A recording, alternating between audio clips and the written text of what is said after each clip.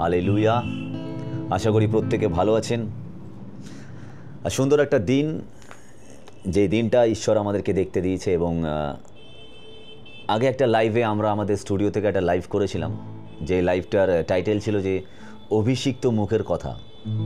এবং সেই লাইভটা যখন আমি করেছিলাম তখন অনেকে আমাকে কমেন্টে লিখেছিল যে দাদা, আমরা অভিষিক্ত হব কী করে? তুমি বললে যে অভিষিক্ত মুখের কথা, ঈশ্বর অভিষেক দেয় বা দেবেন, কিন্তু কি এমন কাজ করলে ঈশ্বর আমাদেরকে অভিষেক দেন, বা কি উপায়ে আমরা অভিষিক্ত হতে পারি? এটা ন্যাচারাল একটা প্রসেস নয়। সব কিছুর জন্যই একটা কর্ম, একটা ওয়ার্ক, একটা ডেফিনেটলি আমরা অনুগ্রহেতে ঈশ্বরকে পেয়েছি, অনুগ্রহতে আমরা স্যালভেশন পেয়েছি, কিন্তু কিছু জিনিস আছে যেগুলো পেতে গেলে আপনাকে আমাকে এফোর্ট দিতে হবে, আপনাকে আমাকে ঈশ্বরের জন্য কিছু করতে হবে।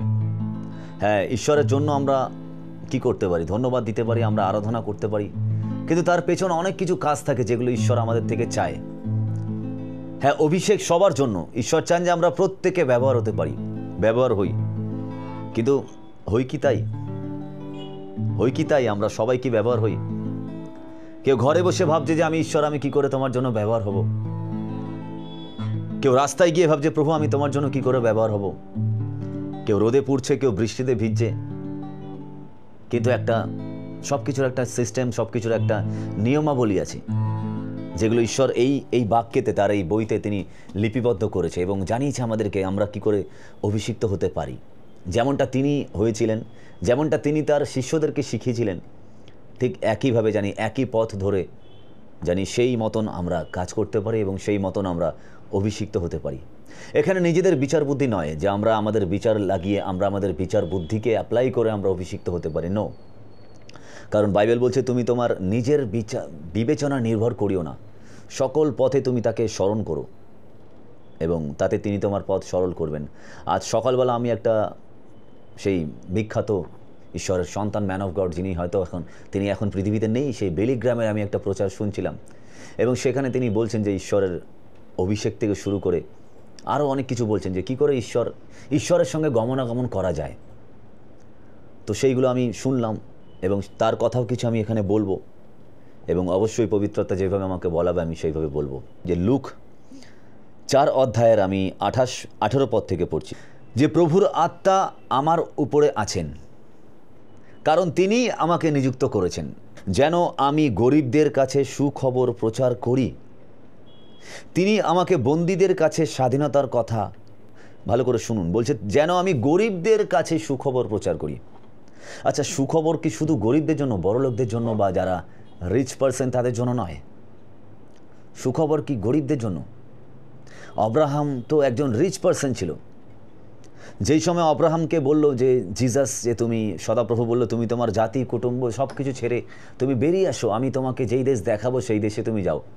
অলরেডি তখন আব্রাহাম একজন রিচ পার্সন ছিল, দাউদ একজন রিচ পার্সন ছিল, তার পুত্র একজন সলোমন একজন রিচ পার্সন ছিল। এরকম বাইবেলে বহু লোক আছে যারা রিচ পার্সন ছিল। কিন্তু এখানে জিসাস কি বলছে? যেন আমি গরিবদের কাছে সুখবর প্রচার করি। আমরা অনেক সময় ভাবি যে আমাদের লাচার অবস্থা, আমরা দিন আনি দিন খাই, এটাই বুঝি গরিবই, এবং জিসাস তাদের জন্যই এসছেন। নো, এই গরিবদের কাছে সুখবর প্রচার করা, এটা ডিফারেন্স। এই গরিব মানে হচ্ছে অন্তরে যারা দিনহীন, অন্তরে যারা মনে করছে যে প্রভু আমাকে তুমি অনেক কিছু দিয়েছো, দ্যাটস ওয়াই আমি তোমায় ধন্যবাদ করি, কিন্তু তার সত্ত্বেও প্রভু গো, এখনও আমি সেই প্রাইম জায়গা, সেই স্বর্গরাজ্য, হেভেন, যেটা তুমি আমার জন্য প্রস্তুত করে রেখেছো প্রভু, কিন্তু আমি এখনও সেইখানে যাইনি। তথাপি আমি প্রভুকে এখনও সেই গরিব হতে পারিনি একদিক থেকে। আবার একদিক থেকে অন্তরে গরিব মানে হচ্ছে যে প্রভু আমার সব কিছু আছে, কিন্তু আমারই নয় প্রভু, এই সমস্ত কিছু প্রভুকে অন্যকেও ভোগ করানোর জন্য। তোমার আরও অনেক সন্তান আছে প্রভু, এই গিটার, এই স্টুডিও, এই সমস্ত কিছু প্রভু শুধুই যা ঈশ্বর আমাদেরকে দিয়েছে আমাদের জন্য নয়। এরকম অনেক সন্তান আছে প্রভু যারা এখনও নিজেদেরকে প্রভুর রাজ্যের জন্য ইউটিলাইজ হতে পারছে না, তাদেরকেও স্বাগত। ঈশ্বর বলছে তোমার যা আছে, তোমার যদি দুটো থাকে একটা দিয়ে মানুষকে হেল্প করো। সেটা হতে পারে যে এখানে প্রভু বলছে যে তিনি আমাকে গরিবদের কাছে সুখবর প্রচার করার কথা বলেছে, সুখবর প্রচার করার কথা। সেই গরিব যারা অন্তরে গরিবই নিজেকে ভাবছে, অবশ্যই যারা দিন আনে দিন খাই যারা মানুষরা আছে, অবশ্যই যারা হয়তো অনেক আছে যারা আমরা অসহায়, ইনফ্যাক্ট আমিও সেই জায়গায় একসময় ছিলাম। হয়তো ঈশ্বর আমাকে, হয়তো না, ডেফিনেটলি ঈশ্বর আমাকে ব্লেস করেছে এবং খাওয়া পড়ার কষ্ট আমার নেই, কারণ ঈশ্বর আমাকে ব্লেস করে দিয়েছে অলরেডি। এবং আমি চাই যে ঈশ্বর আমাকে আরও ব্লেস করুক, কারণ এই ব্লেসিংস চাওয়াটা অন্যায় নয়। জাগতিক ব্লেসিংস এবং স্পিরিচুয়াল ব্লেসিংস এইটা চাওয়া অন্যায় নয়, কারণ আমি চাই যে ঈশ্বর আমাকে আরও ওয়ার্ল্ডলি ব্লেসিংসও করুক, আর্থিক ব্লেসিংস করুক, আত্মিক ব্লেসিংস করুক। কারণ আমায় যদি ব্লেসিংস করে, যদি আমার কাছে পর্যাপ্ত পরিমাণে ব্লেসিংস থাকে, অর্থাৎ অর্থ থাকে, জ্ঞান থাকে, উইজডম থাকে, ঈশ্বরের প্রতি ভালোবাসা থাকে, তাহলে আমি একটা অন্য মানুষকে গাইড করতে পারবো, একটা অন্য মানুষকে হেল্প করতে পারবো। যদি ঈশ্বর আমাকে আর্থিক ব্লেসিংস করে, ফাইন্যান্সিয়াল ব্লেসিংস করে, সেই ফাইন্যান্স দিয়ে আমি অন্য একটা মানুষকে হেল্প করতে পারবো যারা গ্রো হতে পারছে না। তার জন্য ফাইন্যান্সিয়াল ব্লেসিংস দরকার। যদি আমাকে উইজডম, যদি আমাকে সেই উইজডমের ব্লেসিংস করে, ঈশ্বর প্রজ্ঞার ব্লেসিংস করে, আশীর্বাদ দেয়, তাহলে আমি সেই প্রজ্ঞার দ্বারা একটা অন্য ব্যক্তিকে আমি রাস্তা দেখাতে পারবো যে ভাই বা বোন, ঈশ্বর আমাকে এইভাবে ব্লেস করেছে, তোমরা এই পথ ধরো, তোমরাও ব্লেস হতে পারবে। তার জন্য জিজাস এখানে বলছে যে আমি গরিবদের কাছে সুখবর প্রচার করি। গরিব মিন্স তারা যারা অন্তরে নিজেদেরকে দীনহীন মনে করছে, প্রভু আমার আছে, কিন্তু প্রভু এটা আমার নয়, প্রভু এটা তুমি দিয়েছো, প্রভু গো, তোমার যেমন ইচ্ছা হবে প্রভু গো, তুমি ব্যবহার করো। আজকে আমায় দিয়ে ব্যবহার করাচ্ছ, দুদিন পরে প্রভুকে আরও অনেক ভাই বোনদেরকে দিয়ে তুমি ব্যবহার করাবে। অন্তরে যারা গরিব, সেই গরিবদের কাছে সুখবর প্রচার করার কথা। তিনি আমাকে বন্দীদের কাছে স্বাধীনতার কথা, বন্দীদের কাছে, কারা সেই বন্দী? যারা কারাগারে বন্দী না, এখানে তিনি তাদের কথা বলছেন না যারা পাপের কারাগারে বন্দী। গালাতীয় পুস্তক বলছে যাকে গাছে টানানো যায়, অর্থাৎ যাকে ক্রুশে টানানো যায়, সে অভিশপ্ত হয়। এক নিষ্পাপ ব্যক্তি, এক নিষ্ঠাবান ব্যক্তি, তিনি আমার আপনার জন্য অভিশপ্ত হলেন। কেন জানেন? যাতে আমাকে আপনাকে আর ভবিষ্যতে অভিশপ্ত না হতে হয়। তার জন্য বাইবেল বলছে প্রকৃত খ্রিস্ট বিশ্বাসী, যারা খ্রিস্টের আচরণে চলে, যারা খ্রিস্টের ছায়ায় চলে, যারা খ্রিস্টকে নিজেকে অবলম্বন করে চলে, তাদের উপর কোনো অভিশাপ নেই, তাদের উপর কোনো দণ্ডাজ্ঞা নেই। তার জন্য জিজাস কি বলছে? আমরা বাক্য শুনি যে যোহনের 3:17 পদ কি পড়ি? যে ঈশ্বর তার পুত্রকে পাঠিয়েছে জগতের বিচার করার জন্য নয়। তিনি তার পুত্রকে পাঠিয়েছে জগৎকে বিচার করার জন্য নয়, জগৎ যাতে তার দ্বারা পরিত্রাণ পায়, উদ্ধার পায়। যারা বিচার করেনি অলরেডি, যারা বিশ্বাস করেনি, তারা অলরেডি তাদের বিচার হয়ে গেছে। কেন? ব্যবস্থা বিচার করে নিয়েছে তাদের অলরেডি। যেমন এটা কেমন যে যারা বিশ্বাস করেনি তাদের অলরেডি বিচার হয়ে গেছে, সে তো ভালোই আছে, সে তো সুন্দর আছে, সে সুস্থির অবস্থায় আছে, সে আরও ফ্লারিশ করছে, কি করে তার বিচার হলো? ঠিক একটা এক্সাম্পল দিলে বুঝতে পারবেন। যখন আমরা এক্সাম দিই, হয় না যে আমরা যখন মাধ্যমিক দিয়েছি বা এইচএস দিয়েছি, দেওয়ার 3 মাস 2 মাস আমাদের ছুটি থাকে, মনে আছে? সেই যারা মাধ্যমিক উচ্চ মাধ্যমিক দিয়েছে তাদেরকে আমি বলছি যে মাধ্যমিক দেওয়ার পর, বোর্ড এক্সাম দেওয়ার পর কিছু মাস আমরা ছুটি পেতাম, এবং সেই ছুটিতে আমরা কি করতাম? মামা বাড়ি যেতাম ঘুরতে, বিভিন্ন জায়গায় ঘুরতে যেতাম, কিছু এক্সট্রা ক্যারিকুলাম অ্যাক্টিভিটিসগুলোকে আমরা শিখতাম। কেউ কম্পিউটার শিখতো, কেউ গান শিখতো, কেউ গিটার শিখতো, কেউ যারা যা ইচ্ছা সেগুলো শিখতো। তারা ভুলেই যেত যে আগামী 3 মাস পর রেজাল্ট বেরোবে। ঠিক রেজাল্টের আগে তারা টেনশন, যারা পাস করবে তারা অলরেডি আনন্দ থাকতো, কিন্তু যারা ভেবেছে যে আমার পরীক্ষা ভালো হয়নি, তারা কিন্তু টেনশনে থাকতো। মনে রাখবেন, আপনি এই জীবনে অনেক মানুষের ক্ষতি করে, অনেক মানুষকে মন্দ কথা বলে, অনেক মানুষকে ছোট করে, নিচু করে, হয়তো এখন খুব ভালো ফ্লারিশমেন্টে থাকতে পারি, কিন্তু মনে রাখবেন আমার আপনার জীবনও ওই একটা 3 মাস আসে, যখন বোর্ড এক্সামের পরে 3 মাস পর রেজাল্ট বেরোয়, ওইখানেও একটা 3 মাস আসবে, তখন কিন্তু রেজাল্ট আউট হবে, এবং সেই রেজাল্টে নির্ধারণ হবে আপনি সেই আপার সেকশনে উঠবো কি উঠবো না। বোঝা যাচ্ছে? তাই জিজাস এখানে বলছে যে তিনি আমাকে বন্দীদের কাছে স্বাধীনতার কথা, অর্থাৎ এই টেনশনে যারা থাকে, যারা ভাবে যে প্রভু 3 মাস পর আমার কি হবে, যাতে তারা আর টেনশন না করে। কেন? বাইবেল বলছে যারা বিশ্বাস করেনি তাদের জন্য ওই টেনশন, যারা বিশ্বাস করবে তাদের ওপর আর কোনো দণ্ডাজ্ঞা নাই। তিনি বলছে অন্ধদের কাছে দেখতে পাওয়ার কথা ঘোষণা করতে পাঠিয়েছে। অন্ধকারা বলছে অন্ধদের কাছে দেখতে পাওয়ার কথা ঘোষণা করতে পাঠিয়েছে। আমরা যদি আপাত দৃষ্টিতে এটা পড়ি, তাহলে মনে হয় যে যীশুখ্রিস্ট শুধুই কি অন্ধদেরকে প্রচার করেছে দৃষ্টি পাওয়ার কথা? না, তিনি এখানে সেই অন্ধের কথা বলছে যারা এখনও প্রভুতে তো আছে বা প্রভুতে চলছে, অথবা প্রভুকে জেনেছে, তারপরে প্রভুকে গ্রহণ করেনি। 1 নম্বর, বিশ্বাস তো করেছে কিন্তু সেই পথে চলছে না, 1 নম্বর। আর 2 নম্বর হচ্ছে যে হয়তো প্রভুতে ঢোকার পর, বিশ্বাস করার পর, এন্টার করার পর হয়তো প্রভু তাকে বিশেষ দায়িত্ব দিয়েছে, বিশেষ তালন্ত দিয়েছে, সেটাকেও ব্যবহার করছে, কিন্তু অন্তরে অন্তরে অন্য কাজ চলছে, ভেতরে ভেতরে অন্য কাজ চলছে। উই ডোন্ট নো, আমরা জানি না। ঈশ্বর বলছে সেই ধরনের অন্ধদের কাছে আমি, তারা যাতে দেখতে পায়, কি দেখতে পায়? আলো দেখতে পায়। What is light, what is আলো? কি আলো? আলো হলো সেই জিনিস যে আপনাকে যদি আমি আপনাকে বলি যে আলো কি জিনিস, আপনি বলবেন আলো হলো সেই জিনিস যে আমাদেরকে পথ দেখায়, আগামী দেখায়, ভবিষ্যৎ দেখায়। না, শুধুই তাই নয়, ডেফিনেটলি আলো আমাদেরকে ফিউচার দেখায়, আগামী দেখায়, গন্তব্য দেখায়, আলোকিত করে, কোথায় কি আছে দেখায়। কিন্তু আলো আর একটা জিনিস করে, আলো একটা জিনিস দেখায় যে আপনার আমার মধ্যে কোথায় খুঁত আছে, কোথায় দুর্বলতা আছে, কোথায় ভেঙে গেছে কোন জায়গাটা, তাই না? ঈশ্বর কেন বললো এই জগৎকে যখন সৃষ্টি করলো, ঈশ্বর সৃষ্টি করার আগেই একটা কথা বললো না, লেট দেয়ার বি লাইট, বললো দীপ্তি হোক, আলো হোক, আলোকিত হোক। তিনি তো সমস্ত কিছু, যদি আমি আপনি বাড়ি বানাই, আগে বাড়ি বানানোর আগে কি প্রথমেই কি আমরা টিউবলাইট জ্বালাবো? প্রথমেই কি আমরা এই ধরনের লাইট জ্বালাবো? না, ইলেকট্রিসিটির কাজ অনেক পরে। আমরা বাড়ি বানাচ্ছি, আর ঈশ্বর তো অন্ধকারেও দেখতে পায়, তাই নয় কি? যিনি ঈশ্বর অমনি প্রেজেন্ট, যিনি ঈশ্বর সকল কিছু সৃষ্টি করেছেন, তিনি তো অন্ধকারেও দেখতে পান। কোনো কিছু সৃষ্টি করতে গেলে তিনি দেখতে পান। রাজা দাউদ ঈশ্বরকে বলছে, গীত সংহিতা 139:12 পদ, যদি আমি বলি অন্ধকার আমাকে ঢেকে ফেলবে, রাজা দাউদ বলছে, যদি আমি বলি অন্ধকার আমাকে ঢেকে ফেলবে আর আমার চারপাশে যে আলো আছে তা অন্ধকার হয়ে যাবে, তবুও তাতে কোনো লাভ হবে না। কেন হবে না লাভ? পরের ভার্সটা কি বলছে শুনুন। কারণ সেই অন্ধকার তো তোমার কাছে, বলছে পিতা ঈশ্বর, সদাপ্রভু যেহোবা ঈশ্বর, তোমার কাছে সেই অন্ধকার তো অন্ধকার নয়, রাত দিনের মতোই আলোময়। হালেলুয়া! কি বলছে? রাত দিনের মতোই আলোময়। তোমার কাছে অন্ধকার আর আলো দুই সমান। দ্যাট মিন্স ঈশ্বরের কাছে অন্ধকার বলে কোনো জিনিস নেই।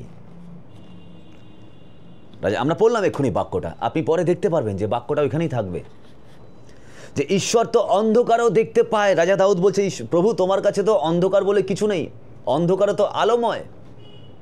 তাহলে যদি ঈশ্বরের কাছে অন্ধকার আলোময় হয়, তাহলে সেই ঈশ্বর কোনো কিছু সৃষ্টি করার আগে কেন বললো যে আলোকিত হোক, লেট দেয়ার বি লাইট? আলো হলো, পৃথিবীতে আলো আসলো, তারপর তিনি একটার পর একটা ক্রিয়েট করতে থাকলো সব কিছু। তার একটাই কারণ, ঈশ্বর আলো ছাড়াও ক্রিয়েট করতে পারতো, কিন্তু ঈশ্বর আমাদের জন্য একটা নিদর্শন দিল। কি জানেন? আলো সবসময় রাস্তা দেখায় না, আলো সবসময় এটা দেখায় যে আমাদের মধ্যে কোথায় ভাঙা আছে, কোথায় দুর্বলতা আছে, কোথায় ল্যাকিংস, অভাব আছে। তার জন্যই দেখবেন যখন কোনো ঘরে, ধরুন আপনার ঘরে কোনো জিনিস হারিয়ে গেছে, একটা ঘরে যেখানে লাইট নেই, বহু বছর ধরে ওইখানে জিনিসটা পড়ে আছে, আপনার হঠাৎ মনে পড়লো, আর এই জিনিসটা তো আমি আমার ওই গোডাউনের ঘরে বা গোদাম ঘরে ফেলে এসেছি, আজ আমি আলো নিয়ে যাব খুঁজতে। এবং আপনি যখন সেই জিনিসটা খুঁজতে গেলেন, আপনি ইন্টেনশন নিয়ে গেলেন যে আমি সেই জিনিসটা খুঁজবো, এখানে গিয়ে আপনি একটা টর্চ বা মোমবাতি বা হ্যারিকেন বা যা কিছু আপনি আলো নিয়ে ওখানে ঢুকলেন। ঘরটায় যখন আপনি এন্টার করলেন, আপনি ভাবলেন কোথায় পাবো, কোথায় পাবো। আপনি যখনই যেই জায়গায় আলো দিচ্ছেন, আপনি ওই জিনিসটাও খুঁজছেন, এবং অ্যাট দ্য সেম টাইম আপনার আর একটা জিনিস মনে পড়ছে। কি জানেন? যে আপনি চারিদিকে দেখছেন আর ভাবছেন, এ বাবা এই জায়গাটা এমন হয়ে গেছে, এ বাবা এই ফাইলগুলো এখানে কে রেখেছে, আহারে আমার এই শেলফটা এত ভেঙে গেছে, এ বাবা আমার আলমারিটা পুরো ময়লা হয়ে গেছে।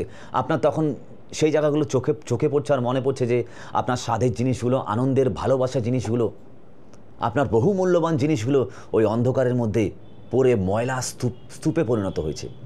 এবং আপনার তখন মনে পড়ছে, আমি তো যেটা খুঁজতে এসেছিলাম সেটা তখন আর প্রাথমিক নেই, সেটা ইনিশিয়াল নেই, সেটা অনেক দূরে চলে গেছে। আপনার মনে পড়ছে, আরে সেটা তো আমি খুঁজছি, আপনার ফ্র্যাকশন অফ সেকেন্ড আপনার মাইন্ড থেকে বেরিয়ে গেছে যেটা আপনি খুঁজতে এসেছেন। কী মাইন্ডে আছে তখন? যে এইটা আমায় ঠিক করতে হবে, আলমারিটা ঠিক করতে হবে, এই পর্দাগুলো ময়লা হয়ে গেছে, আরে আমার মূল্যবান পেপারগুলো এখানে পড়ে আছে, আরে বাইকটা এখনও ভেঙে এখানে পড়ে আছে, আরে গিটারটা তো ভেঙে পড়ে আছে, গিটারটা এই অবস্থা। আপনার বহু কাজ তখন মনে পড়ে যাচ্ছে। তার জন্যই আলো অনেক সময় আসে আমাদের জীবনে, আমাদের বিভিন্ন না করা কাজকে, আমাদের দুর্বলতাকে, আমাদের অভাবকে, আমাদের মধ্যে যে দোষ, ঘৃণা, ভুল, অত্যাচার, অপরাধ, ব্যভিচার, বা আমাদের মধ্যে যে দোষযুক্ত খারাপ জিনিসগুলো আছে, সেগুলোকে তিনি দেখায় আর বলে, পরব দেখো, এটা দুর্বলতা তোমার, পরম দেখো এটা তুমি খারাপ কাজ করেছো, পরম দেখো আনেওয়ালা দিন তোমার এটা করতে হবে, তুমি এই জায়গাটা তোমার ভাঙা আছে। অ্যাট দ্য সেম টাইম আপনাদেরকেও বলছে, যারা দেখছে বা যারা পরে দেখবে, দেখো তোমাদের এটা করতে হবে। তার জন্য জিসাস বলছে যে আমি অন্ধদের কাছে দেখতে পাওয়ার কথা ঘোষণা করেছি। দ্যাট মিন্স আলোর কথা ঘোষণা করছি। সেই অন্ধ না যারা চোখে দেখতে পায় না, সেই অন্ধ যারা প্রভুকে স্বীকার করার পরেও এখনও অন্ধের মতন কাজ করছে, এখনও ভুল কাজ করছে, এখনও ব্যভিচারে লিপ্ত, এখনও দোষে লিপ্ত, এখনও এই হাত দিয়ে প্রভুর ভোজ গ্রহণ করছে, আবার এই হাত দিয়ে মন্দ জিনিস ধরছে, এই হাত দিয়েই প্রভুর জন্য হাত তুলছে, বলছে এই হাত দিয়ে মে হাত উঠাকর গাউঙ্গা, আবার এই হাত দিয়ে মোবাইলে আমরা নোংরা খারাপ জিনিস দেখছি। সেই রকম অন্ধের কথা বলা হয়েছে। এই মুখ থেকেই বলছে প্রভু আমি তোমাকে ভালোবাসি, এই মুখ থেকেই বলছে তুমি অন্যকে ভালোবাসো, আবার এই মুখ থেকেই তিনি অন্যের জন্য বদনাম আনছে। তিনি অন্যের পাস্টকে টেনে এনে, অন্যের খারাপ কিছুকে টেনে এনে, যেটা হয়ে গেছে সেগুলোকে টেনে এনে জাহির করছে সোসাইটির কাছে, সমাজের কাছে, যে দেখো এরকম সেই সেরকম। তিনি সেই ধরনের অন্ধদের কাছে বলছে আমি অন্ধদের কাছে আলোর কথা ঘোষণা করব, যাতে তারা দেখতে পায়। হালেলুয়া। কি বলছে? তিনি অন্ধদের কাছে আলোর কথা ঘোষণা করব। আর এই ঘোষণার জন্য, এটা কিন্তু জিসাস মুখ থেকে ঘোষণা করতে পারত, এই ঘোষণার জন্যই জিসাসকে অভিষিক্ত হতে হয়েছিল। শুনুন, আমি আপনি খুব ইজিলি প্রিচ করতে পারি। প্রিচ করা, একটা সারমন শুনলাম, একটা প্রচার শুনলাম, অথবা আমি ইউটিউব থেকে প্রচার নিয়ে বা বিভিন্ন বাইবেল থেকে রেফারেন্স নিয়ে আমি প্রচার করে দিলাম, ভেরি ইজি। জগতে অনেক বহু মোটিভেশনাল প্রচারক আছে দেখবেন। আমি আমাদের প্রচারকের কথা বলছি না, আমাদের খ্রিস্টীয় প্রচারকের কথা। জগতে অনেক বিভিন্ন ধরনের মোটিভেশনাল প্রিচার আছে দেখবেন, যারা মোটিভেশনাল স্পিকার, তাদের দেখবেন এক একটা ভিউজ দেখবেন কত, সাবস্ক্রাইবার দেখবেন কত, এবং তারা সেলিব্রিটির মতন, বহু মানুষ তাদের থেকে ট্রেনিং নেয়, কোচিং নেয়, তারাও প্রচারক। তারা হয়তো আপনাকে আমাকে ফাইন্যান্সিয়ালি ব্লেস করে দেবে, তথাপি তাদের ঘরে কিন্তু ব্লেসিংস নেই। ঘরে ব্লেসিংস মানে মনের মধ্যে শান্তি নেই। তারা হয়তো শান্তির কথা বলছে না, তারা হয়তো প্রাচুর্যের কথা বলছে, অ্যাট দ্য সেম টাইম তাদের ঘরে কিন্তু পারিবারিক জীবন কিন্তু ব্লেস নেই। অ্যাট দ্য সেম টাইম তারা কিন্তু ফিজিকের ওপর ধ্যান দেয় না। আর আমার আপনার জিসাস কি দেয়? মাথার চুল থেকে পায়ের নখ পর্যন্ত, its and everything will be blessed. তিনি বলছে প্রতিটা জিনিস তোমার আশীর্বাদযুক্ত হবে।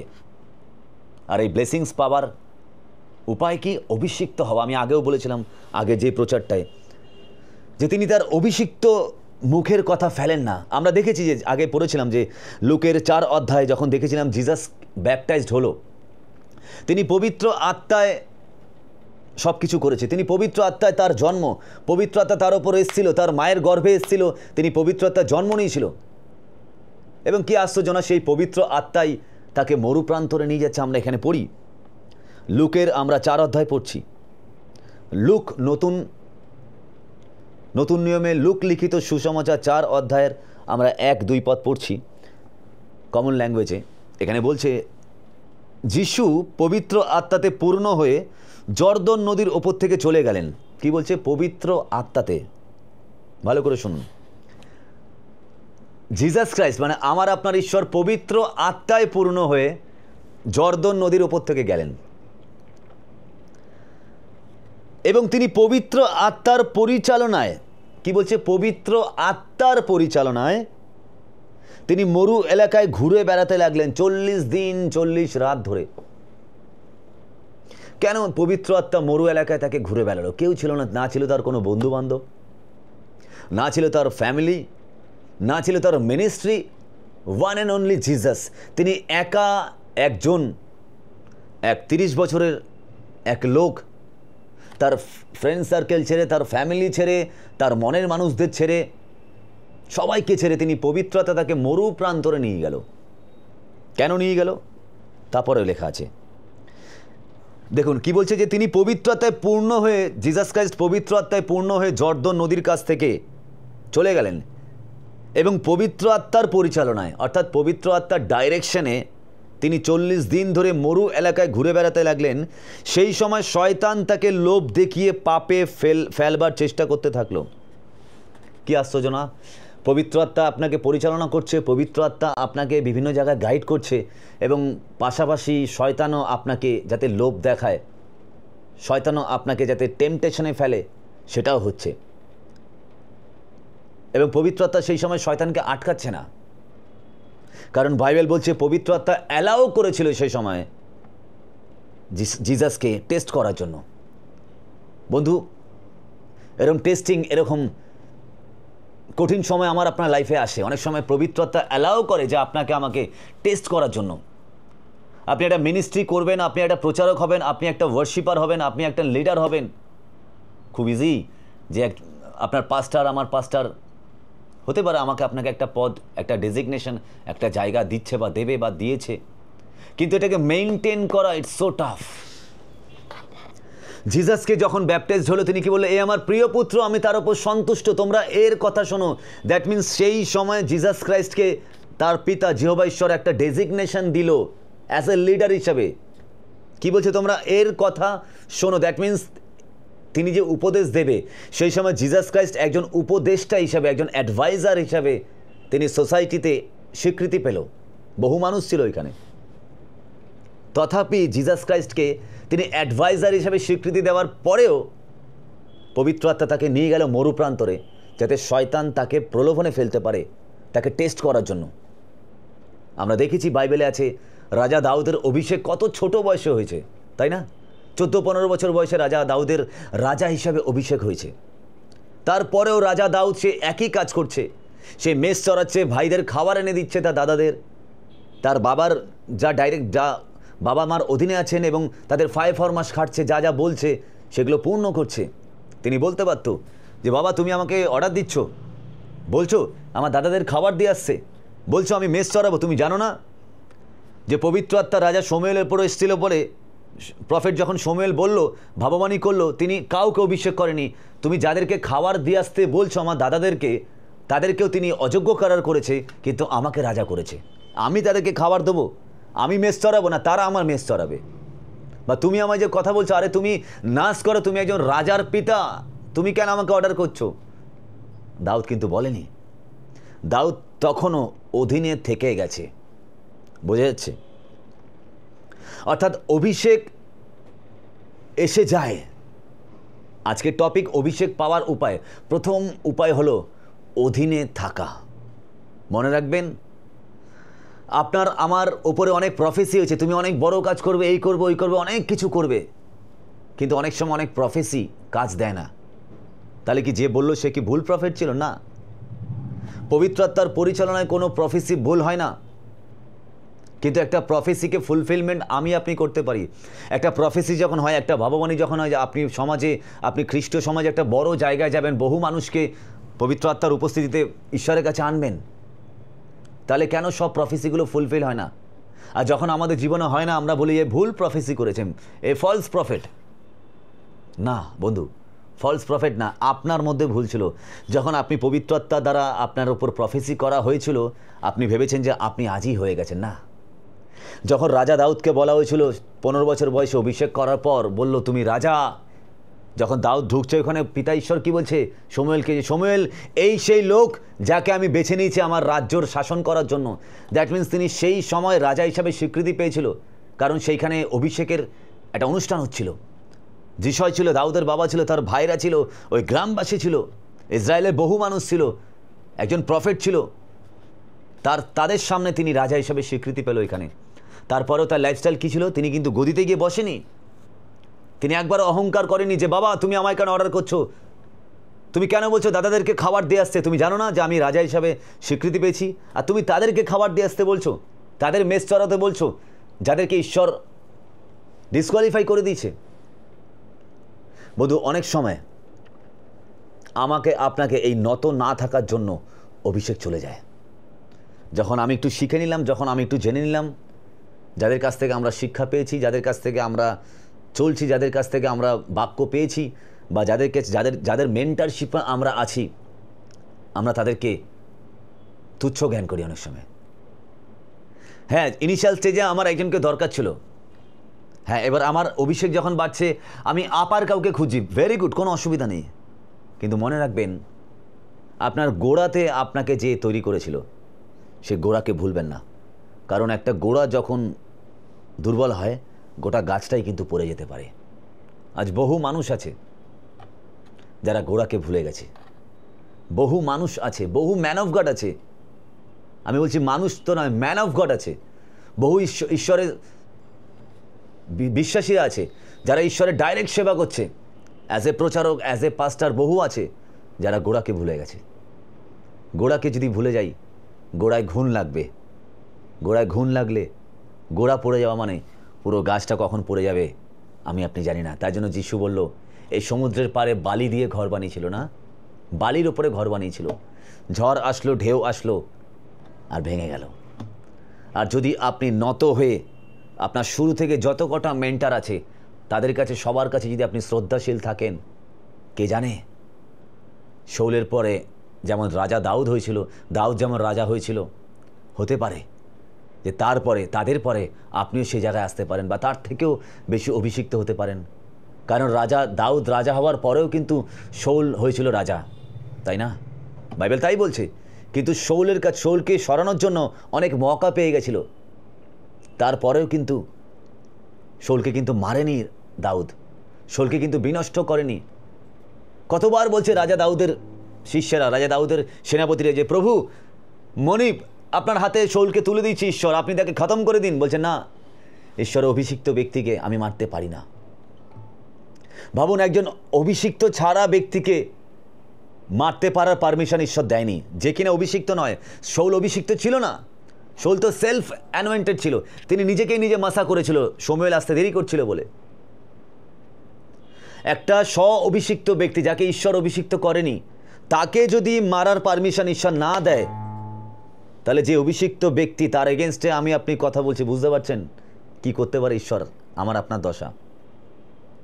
এই কারণেই বহু মানুষ ব্যবহার হতে পারছে না, এই কারণে মিনিস্ট্রি তো আছে, লোক তো আছে, কিন্তু ব্যবহার হচ্ছে না। কেন ব্যবহার হচ্ছে না? আমরা বলছি প্রভু আমায় ব্যবহার করো, ঈশ্বর শুনছে, ওকে, কিন্তু ব্যবহার করছে না কেন? কারণ এই পাসওয়ার্ডটাই তো ভুল। পাসওয়ার্ডটা হচ্ছে নত হওয়া। আপনি আমি নত হচ্ছি না। সেই গুরুদের কাছে, সেই ব্যক্তিদের কাছে নত হন। হতে পারে তার সঙ্গে আপনার সম্পর্ক নেই, কিন্তু অন্তর থেকে তার কাছে নত হন, অন্তর থেকে তার জন্য প্রেয়ার করুন।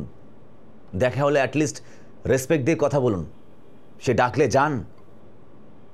ভুল করলে, যদি সে ভুল করে থাকে, আপনাকে বলতে হবে না সে ভুল করেছে, ঈশ্বর জানে সে ভুল করেছে কি ভুল করেনি। আপনি তার কাছে যান, এখনও নত হয়ে যান, সেই শিশুর মতন, সেই সন্তানের মতন, সেই পিতার কাছে যেমন সন্তান যায়, সেই পিতার কাছে যান। মনে রাখবেন, গুরুকে আমরা পরীক্ষা করতে পারি না, শিষ্যকে গুরু পরীক্ষা করে। যেই মুহূর্তে শিষ্য গুরুকে পরীক্ষা করবে, গুরুকে দেখতে চাইবে গুরুর গুরুত্ব কত বেশি, সেই মুহূর্তে কিন্তু শিষ্য তার শিষ্যত্ব হারাবে। কেন জানেন? যখন একজনের মানুষ তার ছায়া বড় হয়ে যায় মানুষের থেকে, সেদিন মানুষের পতন চলে আসে। গোড়াকে ভুললে হবে না। অভিষেক পাওয়ার প্রথম পয়েন্ট, অধীনে থাকুন, গোড়াকে ভুললে হবে না। হালেলুয়া।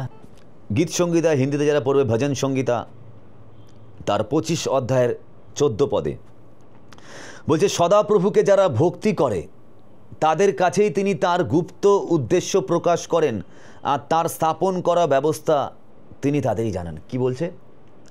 সদাপ্রভুকে যারা ভক্তি করে, ভক্তি তো আমরা সবাই করি, ভক্তি করি নাকি? এই 25 ডিসেম্বরে বহু মানুষ ভক্তি করার জন্য ক্যান্ডেল নিয়ে যায়, কেক নিয়ে যায় চার্চে। তারাও গিয়ে বলে যে, জিজাসকে দেখে বলে যে মেরি ক্রিসমাস।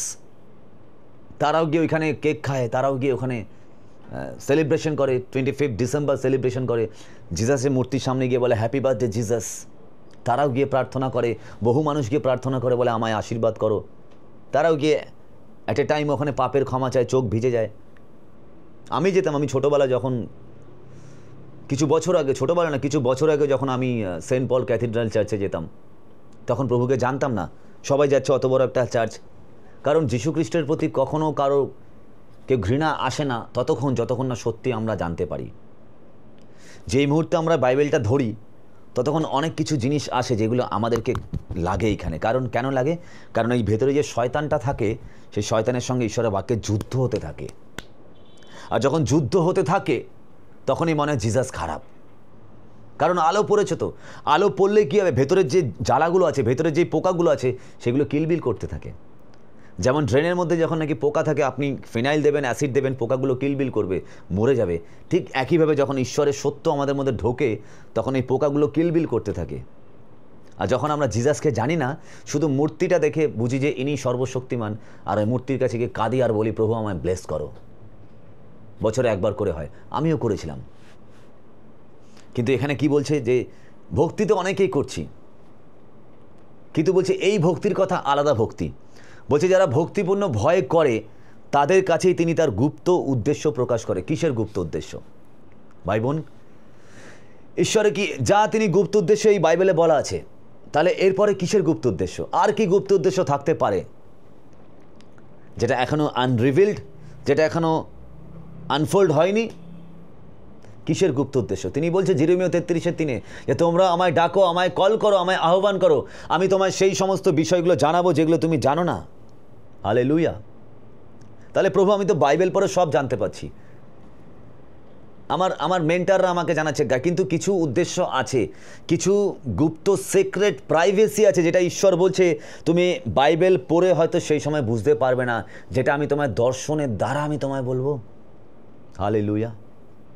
কি আশ্চর্য না, দর্শনের দ্বারা বলবো। আমরা যেই বাইবেল পড়ছি, যেই বাইবেলের নায়ক হলো জিসাস ক্রাইস্ট, সেই নায়ক যখন জন্মাচ্ছে, সেই জন্মের বিবরণ আগে সেইভাবে লেখা ছিল না। যিশায়াতে লেখা ছিল ইম্মানুয়েল, কিন্তু যীশু খ্রিস্টের নাম যে যিশু রাখতে বলেছিল, সেটা আমরা কি করে, আমরা তো এখন তো বাইবেল পড়ে জানতে পারি। কিন্তু তার পিতা, তার বায়োলজিক্যাল ফাদার, যার নাম জোসেফ, তিনি ওই সময় বাইবেল পড়ে তার নাম বুঝতে পারেনি।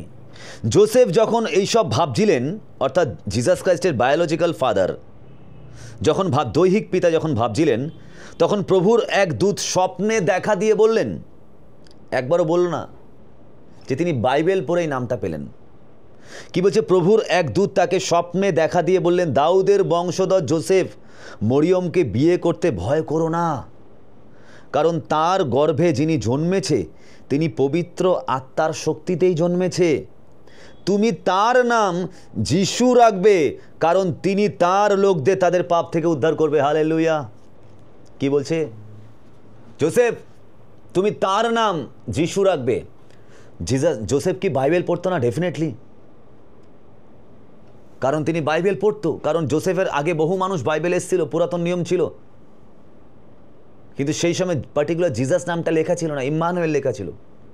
কিন্তু এইখানে জিসাসের নাম ডাইরেক্ট জাহির হলো, রিভিল হলো। তিনি বলল জোসেফকে, জোসেফ কিসের দ্বারা বলল? বাইবেল পড়ে পেয়েছিল না, স্বপ্নের দ্বারা, দর্শনের দ্বারা। এক দূত, গাব্রিয়েল দূত, তাকে দেখা দিয়ে বলল, জোসেফ, পবিত্র আত্মার দ্বারা তার জন্ম হচ্ছে, তুমি তার নাম যিশু রাখবে। হালেলুয়া। যিশু খ্রিস্ট মানে কি? ত্রাণকর্তা, মুক্তিদাতা, আমার আপনার উদ্ধারকর্তা। আমার আপনার উদ্ধারকর্তার নাম, যিনি বাইবেলের নায়ক, তার নাম বাইবেলে লেখা ছিল না, শুধুমাত্র ইম্মানুয়েল লেখা ছিল যিশায়াতে, যে আমাদের সহিত ঈশ্বর। কিন্তু যিশু নামটা কোথায় পেল? বাইবেল পড়ে না। কোথায় পেল? স্বপ্নের দ্বারা পেল। দ্যাট মিন্স ঈশ্বর বলছে তুমি আমায় আহ্বান করো, আমায় ডাকো, আমি তোমার সেই বিষয়গুলো জানাবো যেগুলো তুমি জানো না, যেগুলো গোপন, মহৎ, দূরহ, যেগুলো আমরা অনেক সময় বাইবেল পড়েও জানতে পারি না। কিন্তু অ্যাট দ্য সেম টাইম এটাও বলছি যে গোপন, দুরূহ, মহৎ বিষয় আমরা কি করে জানবো? এই বাইবেল পড়ার দ্বারা জানবো। আমরা যত বেশি বাইবেল পড়বো, রেজাল্ট কি করে আসবে? সেই স্বপ্নের দ্বারা, ঘুমের দ্বারা। ঘুম, আমরা অনেক সময় ভাবি ঘুম হলো একটা শান্তির জায়গা, ডেফিনেটলি, কিন্তু ঘুম হলো একটা ব্যাটেলফিল্ড, একটা যুদ্ধের জায়গায়। আপনি যখন ঘুমাচ্ছেন, সেই ঘুমের মাধ্যমেই বহু মানুষ আপনার আমার জীবনে খারাপ বীজ, নরকের বীজ, মৃত্যুর বীজ পুঁতে দিয়ে চলে যাচ্ছে। আপনি দেখবেন যত তান্ত্রিকরা তার তন্ত্র কাজ করে, একে বান মারছে, ওর ক্ষতি করছে, কখন ক্ষতি করে? যার এগেনস্টে তারা করছে, সেই ব্যক্তিটা যখন ঘুমন্ত তখন করছে। ঘুমের মাধ্যমেই কোনো নতুন কিছু ক্রিয়েট হয়, ঘুমের মাধ্যমেই কোনো নতুন কিছু ডিস্ট্রয় হয়। আদমকে ঘুম পাড়ালো বলেই আদমের হাড় খুলে নিয়ে হবা সৃষ্টি হলো। বুঝতে পারছেন?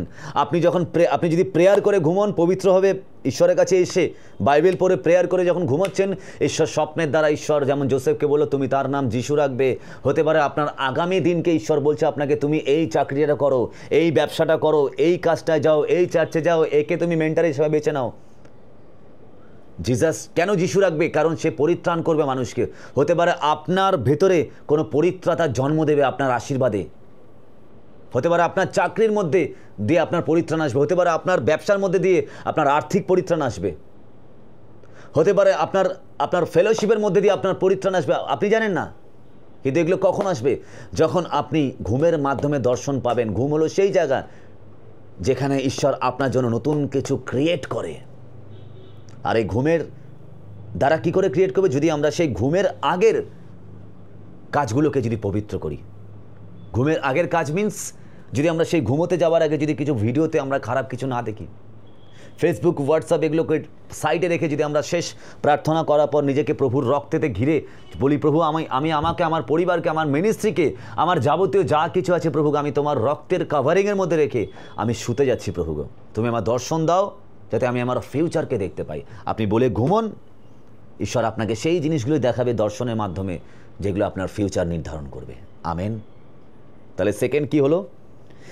যে ঈশ্বরকে যারা ভক্তি করে তাদেরকে তিনি সেই বিষয়গুলো জানান যেগুলো গোপন। এখানে আমরা পড়লাম তিনি তার কাছে গুপ্ত উদ্দেশ্য প্রকাশ করে। এই গুপ্ত উদ্দেশ্য কোথায় প্রকাশ করবে? ঘুমের দ্বারা, দর্শনের দ্বারা, স্বপ্নের দ্বারা। কখন প্রকাশ করবে? কিভাবে প্রকাশ করবে? যদি আমরা ঈশ্বরকে ভক্তি করি। এই ভক্তি মানে কি? সম্মান করা, তার পথে চলা। এবার আবার আসবো আমরা থার্ড পয়েন্টে। আমরা কি করে বুঝবো যে একটা ব্যক্তি ঈশ্বরকে কি করে ভক্তি করে, শ্রদ্ধা করে? আমি একবার গিয়ে গান গাইলাম, একবার গিয়ে প্রচার করলাম, ভক্তি এনাফ? ভক্তি না। বলছে যে কোন ব্যক্তি আমাকে ভক্তি করে, কোন ব্যক্তি আমাকে শ্রদ্ধা করে। আমরা বাইবেল খুলবো, একটা জায়গা দেখব। গীতসংহিতা 50-23 পদ। যার জীবনে ধন্যবাদই হলো তার উৎসর্গ। ভালো করে শুনুন। যার জীবনে ধন্যবাদই হলো তার উৎসর্গ, সেই আমায় সম্মান করে। যে আমার পথে চলে আমি তাকে উদ্ধার করব। কি সুন্দর বলছে না? বলছে যার জীবনে ধন্যবাদই হলো তার উৎসর্গ, সেই আমায় সম্মান করে। মুখের ভক্তি নয়, সানডে গিয়ে একবার হাত তুলে উঠিয়ে নয়, প্রভু আমি তোমায় ভালোবাসি। নো। গান ইজি, প্রচারও ইজি, সারমান থেকে কর দেখে কপিরাইট ইউটিউব থেকে কপি করে ইজি। কিন্তু ঈশ্বর এখানে অন্য কথা বলছে। বলছে যার জীবনে ধন্যবাদ বিভিন্ন অবস্থায়, আপনি খাবার পাচ্ছেন, খাবার পাচ্ছেন না, ড্রেস পাচ্ছেন, ড্রেস পাচ্ছেন না, অলওয়েজ ঈশ্বর I praise you, thank you Jesus. যে কোনো ঈশ্বর আপনাকে যে কোনো পরিস্থিতিতে রেখেছে না কেন, আপনি ঈশ্বরকে ধন্যবাদ দিচ্ছেন। প্রভু তোমায় ধন্যবাদ প্রভু গো, এটা চলে গেছে লাইফ থেকে, থ্যাংক ইউ জিসাস, তুমি চাওনি তাই প্রভু গো। এটা এসছে লাইফে, প্রভু গো থ্যাংক ইউ জিসাস, এটা আসার মাধ্যমে তোমার কোনো পরিকল্পনা আছে, তুমি এটার দ্বারা প্রভু গো অন্য কিছু করাতে চাইছো আমার লাইফে। ঈশ্বর আপনাকে বাইবেল দিয়েছে, থ্যাংক ইউ জিসাস। আপনাকে গিটার দিয়েছে, থ্যাংক ইউ জিসাস। ঈশ্বর আপনাকে ডিভাইস দিয়েছে, থ্যাংক ইউ জিসাস, কারণ এর দ্বারা প্রভু তোমার কাজ হচ্ছে। ঈশ্বর আপনাকে জীবিত রেখেছে, প্রভু থ্যাংক ইউ জিসাস। আমরা প্রেয়ার করি বেশি, জানেন কোন প্রেয়ার? প্রভু আমার এটা চাই, প্রভু আমি বিভিন্ন মানুষের জন্য প্রেয়ার করি, বিভিন্ন মানুষের সমস্যার জন্য প্রেয়ার করি। দ্যাটস গুড, ভালো, সেটা অন্যায় নয়। কিন্তু আপনি কতক্ষণ আধা ঘন্টা বের করে ঈশ্বরকে ধন্যবাদ দিই? আজ আমি আপনাকে একটা টিপস বলছি। আপনি এভরিডে যেটা করবেন, প্রতিদিন জাস্ট ঘুমোতে যাওয়ার আগে, সারা দিনের জন্য, সারা দিন ঈশ্বর আপনাকে কোন কোন বিষয়ে ব্লেস করেছে। হতে পারে আপনি সঠিক সময় একটা বাস পেয়েছেন, অটো পেয়েছেন। হতে পারে আপনার মোবাইলটা খুঁজে পাচ্ছিলেন না। হতে পারে আপনার সুন্দর একটা পেন কেউ গিফট করেছে। হতে পারে আপনি রান্নাঘরে অনেক কিছু ভালো রান্না করে ফেলেছেন। হতে পারে আপনার চশমাটা আপনার কাছে হতে পারে এটা ছোট বিষয়, যে আমার চশমা আমি পয়সা দিয়ে কিনেছি, আমি খুঁজে পাচ্ছি না, পেয়েছি, ঈশ্বরকে কেন ধন্যবাদ দেবো? আপনি জানেন না এই ধন্যবাদের মূল্য কত? আপনি ইচ অ্যান্ড এভরিডে ডায়েরিতে জাস্ট রাত্রেবেলা যখন ঘুমোতে যাচ্ছেন, আপনি প্রতিদিন ঘুমোতে যাওয়ার আগে টু দি পয়েন্ট লিখবেন। প্রভু, আপনি যখন দেখবেন না যে কী কী বিষয় ধন্যবাদ দিচ্ছে, আপনার ছেলে মানুষই মনে হবে, প্রভু তোমার ধন্যবাদ প্রভু গো, আমার জিন্স প্যান্টটা অনেকদিন ধরে পাচ্ছিলাম না, আজকে পেয়ে গেছি। আপনার কাছে অবাক, আমার কাছে অবাক লাগবে, যেটা আবার কোনো ধন্যবাদের বিষয় নাকি? আপনি লিখুন। আমি আপনাকে বলছি, ঈশ্বর এই ছেলে মানুষগুলো পছন্দ করে। জানেন, আপনি যখন ডায়েরি লিখছেন, আপনার হাত, আপনার ব্রেন, আপনার চোখ, আপনার সম্পূর্ণ শরীর, আপনার আত্মা, সমস্ত ঊর্জা ওই সময়টা ঈশ্বরের প্রতি কনসেন্ট্রেট থাকছে, একাগ্র থাকছে। ঈশ্বর ভালোবাসে। যেমন আমরা দেখেছি না, যা আমরা ছোটোবেলার সময় ডায়েরি লিখতাম, আর স্যারদেরকে গিয়ে দেখাতাম, স্যার আমি ডায়েরি লিখেছি, আর স্যার খুব আনন্দ পেত যে তুমি ডায়েরি লিখতে পারো, বাহ, তুমি কবিতা লিখেছো, বাহ, ভেরি গুড। অনেকে ছোটোবেলা, আমার এক বোন আছে, সে সুন্দর বায়োগ্রাফি লেখে, বিভিন্ন ধরনের, বিভিন্ন মানুষকে নিয়ে লেখে, আত্মকথা লেখে, তো এরকম অনেকে লেখে, এরকম আমরা অনেকে লিখি। তো ঈশ্বরের জন্য আপনি লিখুন না, আত্মকথা লিখুন। প্রভু তুমি আমাকে একটা সুন্দর আজকে বই দিয়েছো প্রভুকে গিফট, আমি বইটা নিয়ে অনেকদিন ধরে ভাবছিলাম প্রভুকে, প্রভু প্রভু আজকে আমি একটা সুন্দর কর্ড বাজাতে পেরেছি প্রভু। আপনি হয়তো এইভাবে কখনো চাননি, আজকে চান। প্রভু আজকে আমি গিটার শিখেছি প্রভু, ধন্যবাদ প্রভু গো। যেমন একটা বাচ্চা যখন প্রথম আসে মাকে বলে, মা আমি স্কুলে আজকে এই শিখেছি, মা আমি স্কুলে আজকে পোয়েম বলতে পেরেছি, স্যার আমাকে খুব ভালো বলেছে। আপনি বলুন গিয়ে প্রভুকে, প্রভু লিখুন, প্রভু থ্যাংক ইউ প্রভু, তুমি আমাকে ব্লেস করেছো, আজকে আমি প্রভুকে এই কর্ডটা বাজাতে পেরেছি প্রভু গো। প্রভু তুমি জানো প্রভু গো, আজকে আমি নতুন একটা গান তুলেছি প্রভু গো, আজকে কত সুন্দর গান তোমার জন্য। প্রভু হলো সেই পিতা, প্রভু আপনাকে বল, তাই তুমি গান তুলেছো, বলে আমার বাবা বলে আপনাকে আদর করবে, ভালোবাসবে, কোলে বসে শুনবে। আচ্ছা বাবা তুমি কি গান তুলেছো আমার শোনাও তো। আপনি সেই ছোট্ট শিশুর মতন প্রভুর কোলে বসে শোনাবেন, বাবা জানো আমি আজকে এই গানটা তুলেছি, বাবা জানো আমি আজকে একটা প্রচার করে এসেছি, বাবা তোমার জন্য করেছি, আমি জানি ভুল হয়েছে বাবা। প্রভু বলবে আপনার গাল ধরে, ভুল না, ভুল করলেই তো তুমি শিখবে, আমার কাছে খুব ভালো লেগেছে, তুমি করো, প্রচার করে যাও। দুনিয়ার কাছে এগুলো ছোট ছোট, দুনিয়ার কাছে এগুলো ইউজলেস হতে পারে, কিন্তু সেই বাবার কাছে এগুলো কোনোটা ইউজলেস না। আপনি তার পুত্র, আপনি তার সন্তান, আপনি তার কন্যা, আপনি ভালোবেসে সেই বাবার জন্য যা করছেন, যদি একটা গিটারের একটা স্ট্রিংসও আপনি বাজাতে পেরেছেন, আপনি লিখুন, প্রভু তোমায় ধন্যবাদ বাবা, আজকে তোমার জন্য প্রভুকে আমি এটা বাজাতে পেরেছি। আপনি জানেন না একটা স্ট্রিংস আপনাকে 2 বছর পর পুরো গিটারে প্রচুর গান শিখিয়ে দেবে, আপনি জানেন না। তাই বলছে না যে সেই আমার সম্মান করে যে ধন্যবাদ উৎসর্গ করে। আপনি ধন্যবাদ করুন। আপনার ছোট মোবাইল আছে, বড় মোবাইল নেই, ধন্যবাদ করুন। আপনার কোনো গিটার নেই, আপনি খালি গলায় গান করছেন, আপনি ধন্যবাদ করুন। আপনার সোফা নেই, আপনি ছোট জায়গায় বসে প্রিচ করছেন, আপনি ধন্যবাদ করুন। আপনার 3টে জামা আছে, প্রতি সপ্তাহে ধুয়ে 3টে জামাই পরেন, আপনি ধন্যবাদ করুন। আনেওয়ালা দিন কে জানে যে ঈশ্বর আপনাকে কোথায় রাখবে। সে ছোট্ট দাউদ একটা জামা পরে ঘুরতো, যখন তার গা থেকে মেষের গন্ধ বেরোতো, ছাগলের গন্ধ বেরোতো, গরুর গন্ধ বেরোতো, কারণ সে রাখাল ছিল। সেই রাখালকে ঈশ্বর গদি দিল আর বলল, বসো, আজ থেকে তুমি এখানকার রাজা আর দেশকে শাসন করো। আজকে আপনি যখন একটা ছোট্ট পেনের জন্য ঈশ্বরকে ধন্যবাদ দিচ্ছেন, 10 টাকার পেনের জন্য ধন্যবাদ দিচ্ছেন, কে জানে আপনার একদিন কয়েক লাখ টাকার পেনে আপনি সাইন করবেন পেন দিয়ে, আর এসে সিগনেচারে কত মূল্য হবে আপনি জানেন না। বুঝতে পারছেন? যেই লোকটা আজকে কোর্টে বসে তিনি সিগনেচার করছে, যেই লোকটা আজকে বড় বড় অফিসে বসে তিনি কলমে সাইন করছে, রাষ্ট্রপতি বলুন বা রাজ্যপাল বলুন, যেই কলম দিয়ে সাইন করছে, তারাও একসময় অগ্নিজেল ওই বল পেন দিয়ে বা 3 টাকা 4 টাকা দামের ইউজ অ্যান্ড থ্রো পেন দিয়ে স্টার্ট করেছিল হয়তো, তারা জানতো না। দুনিয়ার কাছে 3 টাকার পেন, কিন্তু 3 টাকার পেনটাই একসময় 20 বছর পর 3 লাখ টাকার পেনে বদলে গেছে। যেই সাইন সে ডায়েরি ভরে ভরে ভরে ভরে করতো, আর আজকে তার সাইন পাওয়ার জন্য মানুষ ডায়েরি নিয়ে দাঁড়িয়ে থাকে। কেন? জাস্ট একটা জন্য, ধন্যবাদ। সেকেন্ড, অভিষেক পাওয়ার এক উপায়, ধন্যবাদ। আপনি ধন্যবাদ করুন, ঈশ্বরকে বলুন যে প্রভু তোমায় ধন্যবাদ, প্রভু তুমি আমায় যা দিয়েছো প্রভুকে ধন্যবাদ। ফাস্টিং তো অনেক পরে, এগুলো তো সাধারণ, যে আপনি যত ফাস্টিং করবেন ঈশ্বর আপনাকে অভিষেক দেবে। আরে ফাস্টিং তো পরজাতিরাও করে। অভিষেক শয়তানের দ্বারাও আসে, স্যাটানিক অ্যানোয়েন্টিং আসে, এটা অন্য বিষয়। কিন্তু আমি আপনাকে অভিষেক পাওয়ার যেই বিষয়গুলো বলছি, ছোটোখাটো বিষয় যেগুলো আমরা ওভারলুক করি, যেগুলো আমরা বুঝতে পারি না, যেগুলো খুব এসেনশিয়াল অভিষেককে ধরে রাখা। শুনুন, অভিষেক পাওয়া কিন্তু বড় ব্যাপার নয়, অভিষেককে ক্যারি করা, মেইনটেন করা বড় ব্যাপার, এটা মনে রাখবেন। আপনি ফাস্টিং করছেন, কাঁদছেন ঈশ্বরের কাছে, ঈশ্বর কোনো একটা বিষয় অভিষেক করে দিল, তিনি বলছে আমি অকৃতজ্ঞদের ওপরেও বৃষ্টি দিই, তাই না, রোদ দিই, চাঁদের আলো দিই। তিনি কি এগুলো কৃতজ্ঞ অকৃতজ্ঞদের জন্য সৃষ্টি করেছে? বিবেচনা করে, সূর্য যারা আমার ভক্ত তুমি তাদেরকে আলো দেবে, চাঁদ যারা আমার ভক্ত তুমি তাদেরকে আলো দেবে, বৃষ্টি যারা আমার ভক্ত তুমি তাদের খেতেই পড়বে না। যারা তাকে মানে না তাদের খেতেও তিনি বৃষ্টি দেয়, যারা তাকে মানে না তাদের ঘরেও তিনি আলো দেয়। তিনি বলছে আমি অকৃতজ্ঞদের ওপরেও আলো দিই। অর্থাৎ ফাস্টিং করা, বাইবেল পড়া, প্রার্থনা করা, উপবাস করা, উপাসনা করা, এগুলো হলো প্রাথমিক বিষয় যেগুলো আপনাকে করতেই হবে। কিন্তু আজ যেই বিষয়গুলো বলছি, যে একটা অভিষেক কী করে ক্যারি ফরওয়ার্ড হয়, কী করে মেনটেন হয়, কী করে এগিয়ে যায়, সেই বিষয়গুলো আমি বলছি। আবার একটা জায়গায় বলছে হিতোপদেশ, আপনি শুনুন, হিতোপদেশ 19 অধ্যায়ের 23 পদ, দেখুন কি বলছে। হিতোপদেশ 19 অধ্যায়ের 23 পদ কি বলছে? সদাপ্রভুর প্রতি ভক্তিপূর্ণ ভয় পরিপূর্ণ জীবনের দিকে নিয়ে যায়। হালেলুয়া। কি বলছে? সদা প্রভুর প্রতি ভক্তিপূর্ণ ভয় কিসের দিকে নিয়ে যায়? এভারলাস্টিং লাইফ, পরিপূর্ণ কমপ্লিট লাইফের দিকে নিয়ে যায়। তাহলে ভক্তিপূর্ণ ভয়টা কি? ভক্তিপূর্ণ ভয় এটা নয় যে আমি চার্চে গিয়ে পবিত্র থাকবো, ন ন ন। ভক্তিপূর্ণ ভয় এটাই যে আপনি যেখানে আছেন সেটাকে চার্চ মনে করবেন। যে আমি যদি একা ঘরে, আমি বাথরুমেও আসি, স্নান করছি, আমি সেখানে ঈশ্বরের উপস্থিতি আছে। আমি যখন অন্ধকারের ঘরে বসে, কেউ নেই, আমার চার্চের মেম্বাররা নেই, কোনো প্রচারক নেই, কোনো ওয়ার্শিপার নেই, কেউ অ্যাকাউন্টেবিলিটি করছে না, কাউকে প্রশ্ন করা, কাউকে কৈফিয়ত দেওয়ার জায়গা নেই, সেখানেও কিন্তু ঈশ্বর আছেন, তাই না? কেন সেখানে ঈশ্বর আছেন?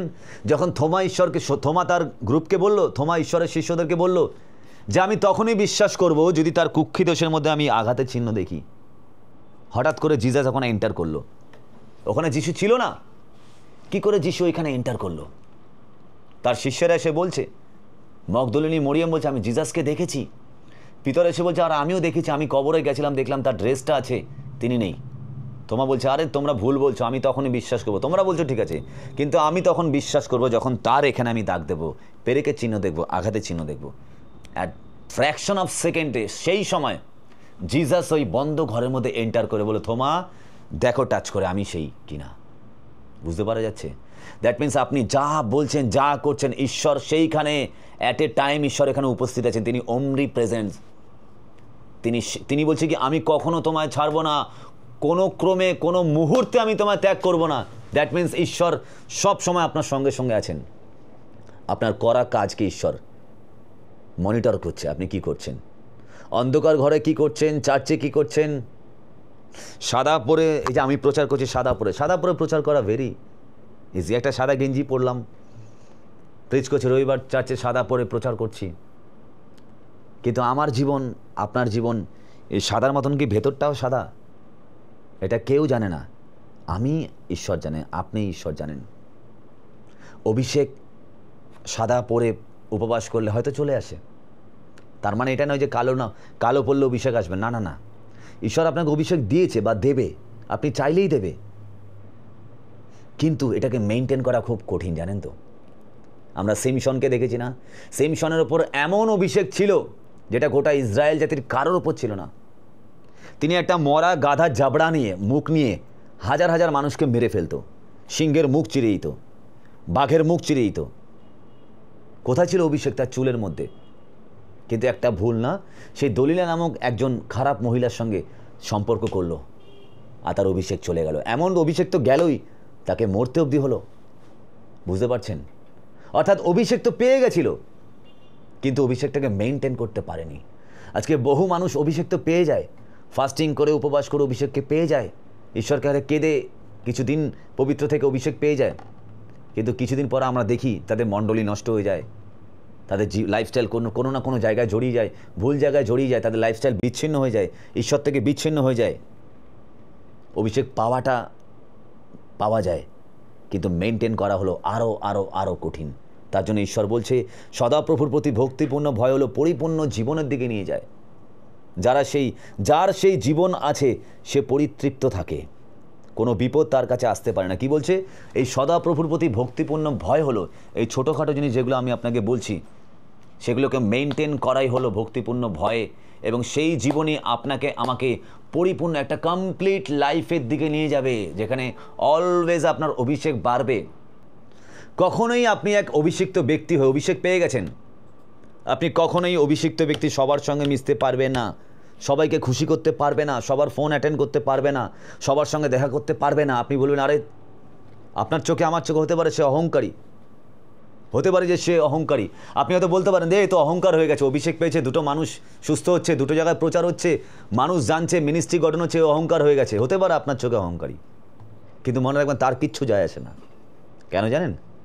কারণ কে অহংকারী আর কে অহংকারী না সেটা মানুষ তার বাইরেটা দেখে বিচার করে। একটা ব্যক্তিকে বাইরের উগ্র কথা শুনে মনে হবে যে ব্যক্তিরা অহংকারী। আপনি ফোন করে ডাকলেন যে আমার মিনিস্ট্রিতে আসো, সে আসলো না, আপনার মনে হলো এ তো অহংকারী।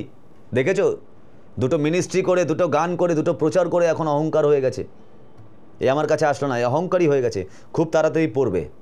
কিন্তু মনে রাখবেন তার সঙ্গে তার কি সম্পর্ক সেই তারের সঙ্গে সেই তারের কোন তার জোড়া আছে সেটা আপনি জানেন না, বুঝতে পারছেন? সেই তারের সঙ্গে সেই তারের কোন তার জোড়া আছে ইউ ডোন্ট নো। আপনি বলছেন যে অহংকারী। তার জন্য সদাপ্রভু বলছেন যে মানুষ দেখে বাইরে দাদা, আর ঈশ্বর কি দেখে ভেতরে। মানুষ সাদা জামা দেখছে, ঈশ্বর জানে যে ভেতরে কালো আছে না সাদা আছে। অর্থাৎ অভিষিক্ত ব্যক্তি সবার সঙ্গে মিশতে পারে না, বুঝতে পারছেন? যখন যোহনের মধ্যে অভিষেক এসেছিল, যোহনে আলাদা করে ট্রেনিং হয়েছিল। কোথায় হয়েছিল? মরু প্রান্তরে ট্রেনিং হয়েছিল। তিনি সবার সঙ্গে মিশতে পারেনি। কেন মিশতে পারেনি? কারণ তার ট্রেনিংটাই অত ক্রুশিয়াল ছিল, অত কঠিন ছিল, অত টাফ ছিল। হিতোপদেশ 20:19 পদ বলছে, যে নিন্দা করে বেড়ায় সে গুপ্ত কথা প্রকাশ করে দেয়। কি বলছে? যে নিন্দা করে বেড়ায় সে গুপ্ত কথা প্রকাশ করে দেয়। কাজেই যে বেশি কথা বলে তার সঙ্গে মেলামেশা করো না। আমার কথা না, বাইবেল বলছে। অ্যাভয়েড করুন সেই লোকগুলো থেকে যে আপনার মিনিস্ট্রিতে এসে, যে আপনার কাছে এসে অন্য ম্যান অফ গডের সম্বন্ধে নিন্দা করছে, অন্য ব্যক্তির সম্বন্ধে নিন্দা করছে। জাস্ট হাতটা ধরুন আর বলুন জয় যিশু। আর যদি তাও না মানে, তাকে বলুন দূর হও শয়তান আমার মিনিস্ট্রি থেকে, দূর হও শয়তান আমার লাইফ থেকে। জাস্ট মোবাইল নিন আর সেই হোয়াটসঅ্যাপের নাম্বারগুলোকে ধরে ধরে ধরে ধরে ব্লক করুন। যদি সে ম্যান অফ গড হয়, যদি সে পাস্টার হয়, যদি সে আরাধনাকারী হয়, যদি সে প্রচারক হয়, আমি আপনাকে বলছি কোনো পাপ আপনার লাগবে না। আপনি তার বিরুদ্ধে বাজে কথা বলবেন না। যেটা বলেছে, কেন অনেক সময় ঈশ্বর কিন্তু বলেছে যে তুমি মেরো না, তার মানে এই নয় যে তুমি প্রতিরোধ করবে না, তাই না? ঈশ্বর দিয়াবলকে বলছে দিয়াবলের প্রতিরোধ করো, তাহলে সে তোমার হইতে পলায়ন করবে। প্রতিরোধ মানে আপনি ব্লক করে দিন, তাকে মারতে হবে না। মারলে তো তার মতন হয়ে গেলেন। মারবো তো আমরা না, মারবো তো তিনি। শেষ সময় শয়তানকে কে মারবে? তিনি মারবে। আর আমাদের সঙ্গে তো মানুষের শত্রুতা নেই, শয়তানের সঙ্গে শত্রুতা, তাই না? সেই মানুষগুলোকে হয়তো শয়তান ব্যবহার করছে। জাস্ট তাকে বোঝান। যদি না বোঝে, ডাইরেক্ট মোবাইল ধরে ব্লক। এরকম বহু মানুষকে আমি মোবাইলে ব্লক করেছি। আমি বলছি, যদি আপনি ভাবেন যে আমি অহংকার করছি, না, আমি যেটা করেছি আমি সেটাই প্রচার করি বা সেটাই প্রচার করার চেষ্টা করি, যেটা আমি মেনটেন করে এসেছি বা আমি মেনটেন করার চেষ্টা করি। আমি অতিরিক্ত বিষয় কোনো প্রচার ওইভাবে করি না, যেটা আমি মেনটেন করিনি, বুঝতে পারছেন? আমি এরকম বহু মানুষকে ব্লক করেছি মোবাইল থেকে আমার। কেন? আমি জানি হয়তো দেখলাম সে আমার প্রতি, হয়তো সে ঈশ্বরের ভক্ত, সে ঈশ্বরের প্রচারক বা আরাধনাকারী বা সে পাস্টার বা সে যাই হোক না কেন, সে দেখলাম সে আমার অ্যানোয়েন্টিংকে করাপ্ট করে দেবে, আমার অভিষেককে নষ্ট করবে। কারণ একটা কথা বলছে, একটা কথা আমিও বলছি, সে একটা বলছে, সে একটা আমিও বলছি। আরে এরকম বলতে বলতে বলতে বলতে একটা অনেক সময় সেও বাস্ট হয়ে যাবে, আমিও বাস্ট হবে। সে একটা বাজে কথা বলে, আমি একটা মুখ থেকে, মানুষ তো একটা খারাপ কথা হয়তো বলে বেরিয়ে গেল, তাতে কী হবে জানেন? আমার অভিষেক নষ্ট হবে। আমি কেন আমার অভিষেককে নষ্ট করব? যেটা আমি অনেক কষ্ট করে, ফাস্টিং করে, অনেক টাইট থেকে আমি ঈশ্বরের থেকে পেয়েছি, সেটাকে আমি কেন নষ্ট করবো একটা অন্য ব্যক্তির জন্য? তাই নয় কি? তার জন্য আমি কি করলাম? ধরে ধরে সেই ব্যক্তিগুলোকে ব্লক। দিয়াবলের প্রতিরোধ করো, দিয়াবলকে ব্লক করো, তাতে সে তোমা হইতে পলায়ন করবে। আপনাকে ঝগড়া করার দরকার নেই, জাস্ট মোবাইলটা নেবেন, ব্লক করবেন। আপনি বলবেন যে হয়তো সে তো আমার পাড়ায় থাকে, সে তো আমার চার্চেরই মেম্বার, সে তো আমার family member. Don't worry, avoid করুন তাকে। অনেক পন্থা আছে যেগুলো পরে কখনো বলবো। জিসাস বলছে তুমি যে আত্মাকে এখানে বাঁধবে, স্বর্গে বাঁধা থাকবে, যা খুলবে তার স্বর্গে খোলে, তুমি বেঁধে ফেলুন তাকে।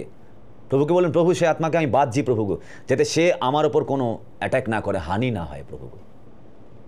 কি বলছে? যে নিন্দা করে বেড়ায় সেই ব্যক্তিটা আপনার সঙ্গে চা খাবার নাম করে আপনার চার্চে এসে অন্য পাস্টারের নামে নিন্দা করছে, অন্য ম্যান অফ গডের নামে নিন্দা করছে। জানিস তো ওনার সম্বন্ধে শুনবে, দেখো উনি কী করেছে আগের লাইফে। আপনাকে দেখাচ্ছে তার পাস্ট, আপনাকে দেখাচ্ছে তার স্ক্রিনশট, আপনাকে দেখাচ্ছে তার করা SMS, আপনাকে দেখাচ্ছে কার ছবি। জাস্ট যাবেন, বলবেন জয় যিশু, এটা আমার দেখার দরকার নেই, আপনি যান। যদি না মানে ব্লক। খুব ভালো লাগে দেখবেন যখন আপনি যখন তার সঙ্গে বসে ওইটাই করেছে, খুব ভালো একটা স্পাইসি আলোচনা হচ্ছে। কিন্তু মনে রাখবেন ঈশ্বর কিন্তু আপনার থেকে চলে যাচ্ছে। কারণ ঈশ্বর কী বলছে? ধন্য সেই লোক যে দুষ্টদের পরামর্শ মতে চলে না, পাপীদের পথে থাকে না, নিন্দুকদের সবাই থাকে না, ঠাট্টা বিদ্রুপকারীদের আড্ডায় বসে না। যেই ব্যক্তিটা অন্যের সম্বন্ধে আপনাকে বলছে মেক শিওর সেই ব্যক্তিটা 2 মাস পর অন্যের কাছে গিয়ে আপনার সম্বন্ধে বলবে, এটা 100%। কারণ যদি কোনো অন্য পাস্টারের এগেনস্টে আপনাকে বলে সেই পাস্টার তার প্রিয় ছিল, সেই ম্যান অফ গড তার প্রিয় ছিল, আজকে তেলে জলে ম্যাচ করেনি বলে সে বলছে জলটা ভালো না, সে বলছে তেলটা ভালো না, আপনাকে বলছে, 2 দিন পরে আপনার সঙ্গেও লাগবে, তখন আপনার সম্বন্ধে অন্য কাউকে বলবে। এই ধরনের ব্যক্তি দেখলে তিনি কি বলছে, যে নিন্দা করে বেড়ায়, সে গুপ্ত কথা প্রকাশ করে, কাজেই এদের সঙ্গে মেশো না, অ্যাভয়েড করো, বের করে দাও তোমার লাইফ থেকে, কোনো পাপ নাই। না মানলে মুখের ওপর বলো দূর হও এখান থেকে, বেরিয়ে যাও আমার জীবন থেকে। বুঝতে পারছেন?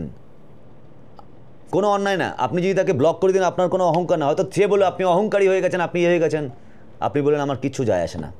ওই আমার একটা গান আছে না, লোকে আমায় পাপী বলে তাতে আমার কি, আপনি তখন আমার এই গানটা শুনিয়ে দেবেন, বলে ভাই তুমি আমায় পাপী বলছো তাতে আমার কি, যিশুর রক্তে আমি অলরেডি শুচি হয়েছি। আপনাকে যদি পাপী বলে, আপনাকে যদি অহংকারী বলে, আপনি বলেন বাবা, তখন আপনি বলবেন যে ভাই আমার বাবা জানে আমি কি, অর্থাৎ তার সঙ্গে আমার কী আছে সেটা তিনি বুঝবে। তুমি আমায় অহংকারী বলে, আমি যদি মাথা নিচু করে তোমার সাথে কথা বলি, নম্রভাবে কথা বলি, তোমার সব কথা মেনে নিই, তাহলে তুমি বলো আরে কি ম্যান অফ গড, কত নম্র। কিন্তু বলে না যে বেশি নত হয়েও না, ছাগলে খেয়ে নেবে, আর বেশিবার বেরো না, ঝড়ে পড়ে যাবে। আপনি যখন তার কথাগুলো মেনে নেবেন, তার তালে তাল মেলাবেন, সে আপনার কাছে ভালো হয়ে যাবে এবং আপনি তার কাছে একদম পুরো স্বর্গদূত হবেন। কিন্তু মনে রাখবেন, মানুষের কাছে স্বর্গদূত হয়ে লাভ নেই। আপনি যদি কোনো মানুষের কাছে স্বর্গদূত হতে চান বা হয়ে যান, তাহলে মনে রাখবেন তার কাছে হতে পারে আপনি শয়তানের দূত হয়ে গেছেন। জিসাস কি বলে, ধিক সেই মানুষকে যাকে মানুষ মূল্য দেয়, প্রেস করে, সুনাম করে, যার আপনি কটা মানুষের কাছে ভালো হবেন? 2-4টে মানুষের কাছে খারাপ হন, সত্যের জন্য খারাপ হন। যিশু সত্যের জন্য খারাপ হয়েছিল। যেদিন যিশু প্রচার করা শুরু করলো, সত্যি প্রচার, কি বলল, যে এই হলো আমার দেহ, যদি কেউ এই দেহকে না খায় তাহলে সে আমার শিষ্য নয়, সে স্বর্গরাজ্য পাবে না। এবং 500 জনের থেকে 488 জন লেফট অ্যাট এ টাইম, 12 জন দাঁড়িয়ে আছে। কেন জানেন অতগুলো লেফট হয়ে গেল? কারণ কড়া জিনিসকে নেওয়ার মতন লিভার, স্টোম্যাক অনেকের নেই, আপনাকে হজম করার মতন স্টোমাক অনেকের তৈরি হয়নি। তো সেই ব্যক্তিগুলো আপনার থেকে পালিয়ে যাবে যখন আপনি বলেন বেরো এখান থেকে, আমার জীবন থেকে, জয় যিশু, বেরিয়ে যান। ঈশ্বর বলছে যে নিন্দুকদের সবাই বসতেন, আমি বসতে পারি না আপনার সঙ্গে, এই মন্দ কথা আমি শুনবো না। হতে পারে আপনাকে বলবে অতিরিক্ত ধার্মিক, অতিরিক্ত এই বলে আপনাকে বিভিন্ন জায়গায় গিয়ে বদনাম করবে। আপনি বলবেন তাতে আমার কি, হালেলুয়া, জাস্ট এক লাইন দেবেন, আর কিছু বলতে হবে না। আপনি কি সেটা আপনি ভালো করে জানেন, কেউ জানে না, আর পিতা জানেন। মনে রাখবেন, মানুষকে খুশি করে লাভ নেই। তার সঙ্গে কানেকশন ভালো থাকলে, সেই তারের সঙ্গে তার জোড়া থাকলেই হবে, অন্য কারোর সঙ্গে তার জুড়লে হবে না। কিন্তু আপনি 10টা মানুষকে খুশি করে সেই তাকে অখুশি করলেন, আপনাকে কিন্তু স্বর্গে, আমাকে কিন্তু স্বর্গে কিন্তু 10টা মানুষ নিয়ে যাবে না। মানুষ আপনার দেহকে নষ্ট করবে, কিন্তু তিনি আত্মাকেও নষ্ট করতে পারে। তিনি আপনার আত্মাকেও নরকে পাঠাতে পারে, তিনি আপনার আত্মাকেও স্বর্গে পাঠাতে পারে। অর্থাৎ তার সঙ্গে কানেকশন থাকবো। 2টো মানুষ খারাপ ভাবলে বলুন বয়ে গেছে আমার, তাতে আমার কি, হালেলুয়া। তাহলে এটা আর একটা অভিষেকের মেনটেন করার জায়গা, যেটা হচ্ছে যে এই ধরনের খারাপ আচরিত ব্যক্তি, সে যে হোক, যদি এই প্রচার শোনার পর কেউ আমার এগেনস্টে বলে, আমি এখনই বলে দিচ্ছি, যদি কেউ বলে তুমি পাস্টারদের এগেনস্টে বলছো, না, আমি পাস্টারদের এগেনস্টে বলছি না, আমি সেই সমস্ত দুর্নীতিপরায়ণ পাস্টারের এগেনস্টে বলছি, যারা ঈশ্বরকে নিয়ে ব্যবসা করছে, যারা অন্য ম্যান অফ গডদের কথা এদিক ওদিক প্রচার করছে। আমি সেই সমস্ত, কি বলবো, সেই সমস্ত অন্ধকারে থাকা পাস্টারদের এগেনস্টে বলছি। পাস্টার খারাপ নয়, এটা ঈশ্বরের পালক, ঈশ্বরের দ্বারা তৈরি, ঈশ্বরের মনোনীত। কিন্তু বুঝতে পারছেন তো যে এখন তো অনেক, কি বলবো, যে ভণ্ড আছে না, তার কাজ দেখে আপনি বুঝবেন। আমার কথায় বিশ্বাস করবেন না, যে আমি বললাম আপনি আমাকেও জাহির করবেন, যে আমি আপনার সঙ্গে কীভাবে মিশছি, আমাকেও আপনি টেস্ট করবেন, তারপরে আমাকেও বুঝবেন। আমি বললাম মানে যে আমি ধোয়া তুলসী পাতা না, আমারও তুলসী পাতায় ময়লা পড়ে, ধুয়ে দিই, হালেলুয়া। কিন্তু বিচার করে এগোবেন। অতিরিক্ত ফ্রেন্ড সার্কেল বাড়িয়ে লাভ নেই। আপনি বলবেন যে আমার তো 10টা ম্যান অফ গড চেনা আছে, না, একটা ম্যান অফ গডকে চুজ করুন, একটা ঈশ্বরের সন্তানকে চুজ করুন, তার অধীনে থাকুন। তাহলে কি হবে জানেন, তার যে মাসা, তার যে অভিষেক, ওটা আপনার ওপর ফ্লো হতে থাকবে। বুঝতে পারছেন? সব জায়গায় মুখ দিয়ে লাভ নেই। একটা জায়গায় যান, সব জায়গায় নত হয়ে লাভ নেই, এক জায়গায় যান, এক জায়গায় গিয়ে বলুন যে প্রভু, যদি এই সন্তান, আমি এই সন্তানকে দেখলাম, যদি এই সন্তান তোমার থেকে এসে আসে প্রভু গো, আমাকে সিগন্যাল দেখাও, আমাকে সাইন দেখাও, তাহলে আমি বুঝবো, এবং তাকে আমার জীবনকে আরও আরও আরও ফ্লারিশ করো প্রভু, আমার জীবনকে ফ্লারিশ করতে দাও। ঈশ্বর করবে। কিন্তু হাবি জাবি পিপল, সে যে হোক, চার্চের পালক হোক, আরাধনাকারী হোক, সে যদি যে কেউ হোক, আপনি হয়তো পরে শুনে আমাকে গালি দেবেন বা খারাপ কথা বললে আমার তাতে কিছু যায় আসে না। আপনি গালি দেবেন, আমি আপনার এগেনস্টে গালি দেবো না, আমি নিচে লিখে দেবো গানটা আসছে, 1 মাস পর শুনে নেবেন, লোকে আমায় পাপি বলে, তাতে আমার কি, আমি কমেন্টে ওই ট্যাগলাইনটা লিখে দেবো, আর কিচ্ছু যায় আসে না। আমার সমস্ত জবাব আমি মানুষকে দিই না, তিনি জানে তার সাথে আমার সম্পর্ক কী। হ্যাঁ, যদি আমি এখন ভুল কথা বলি, তিনি বিচার করবে, আপনিও থাকবেন ওখানে, আমিও থাকবো ওখানে, শেষ সময় তখন তিনি সব কিছু খোলাসা করবে, তাই না? হিতোপদেশ 22-24 পদ,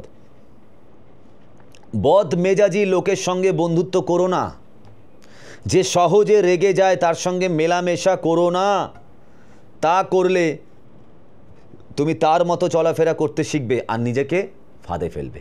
কি সুন্দর কথা দেখুন, হিতোপদেশ বলছে, জ্ঞানের কথা বলছে, বদ মেজাজি লোকের সঙ্গে বন্ধুত্ব করো না, যে সহজে রেগে যায় তার সঙ্গে মেলামেশা করো না, তা করলে তুমি তার মতো চলাফেরা করতে শিখবে আর নিজেকে ফাঁদে ফেলবে।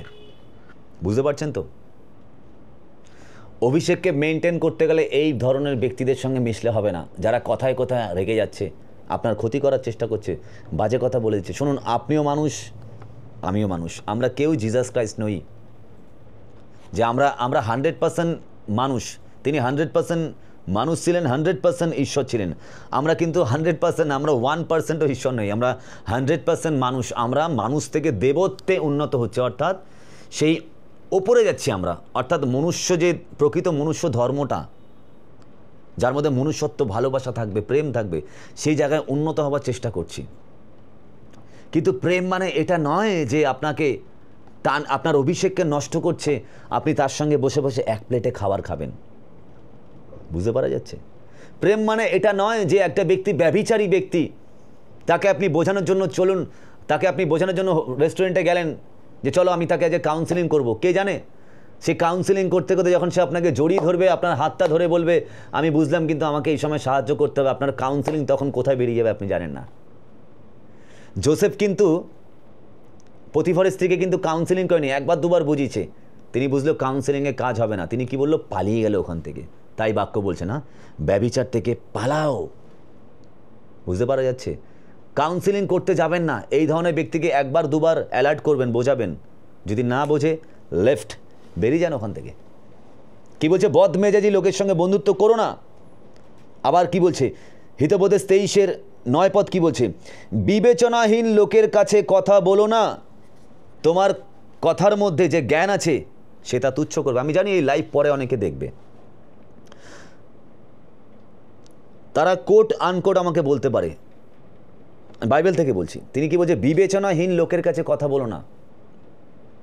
আমি তাদের জন্যই বলছি এই কথা, যারা নিজেদেরকে রেকটিফাই করবে। ইনফ্যাক্ট আমি নিজেকে রেকটিফাই করব, কিন্তু কিছু বিবেচনাহীন ব্যক্তি থাকবে, থেকে যাবে সারা জীবন, যারা আপনার ভুল ধরার চেষ্টা করবে, যারা আপনাকে নিচে নামানোর চেষ্টা করবে।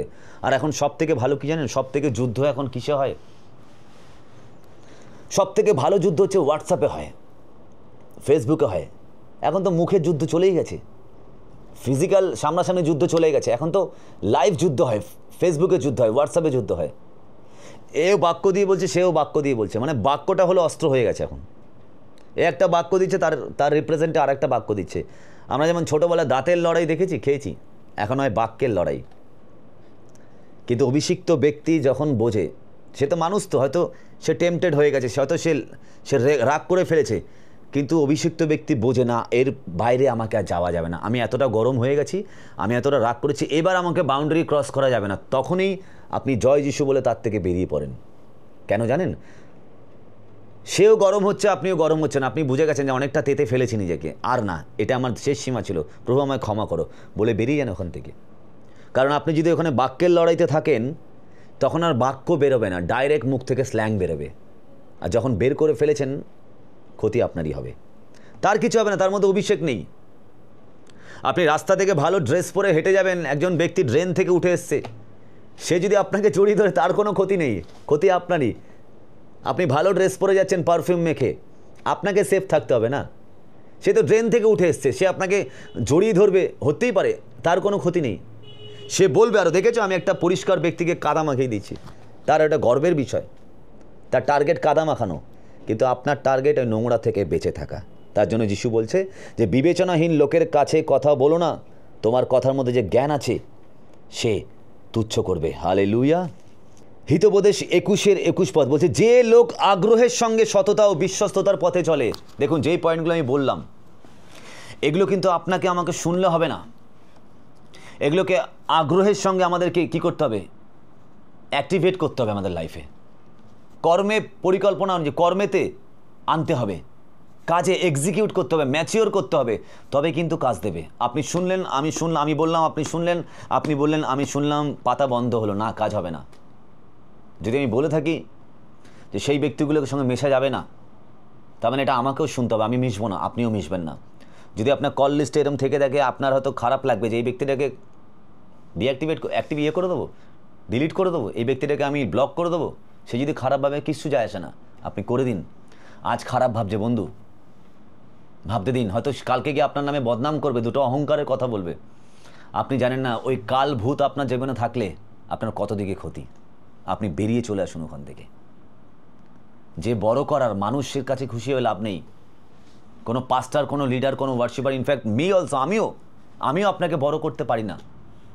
আমার বদনাম আপনার কিচ্ছু যায় আসে না। যদি আমি আপনার এগেস্টে বদনাম করি, আপনার কিচ্ছু যায় আসে না, দুদিন খারাপ লাগবে।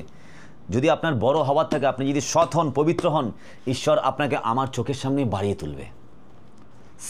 সিমিলারলি আমাকেও আপনার চোখের সামনে আমাকে বাড়িয়ে তুলবে।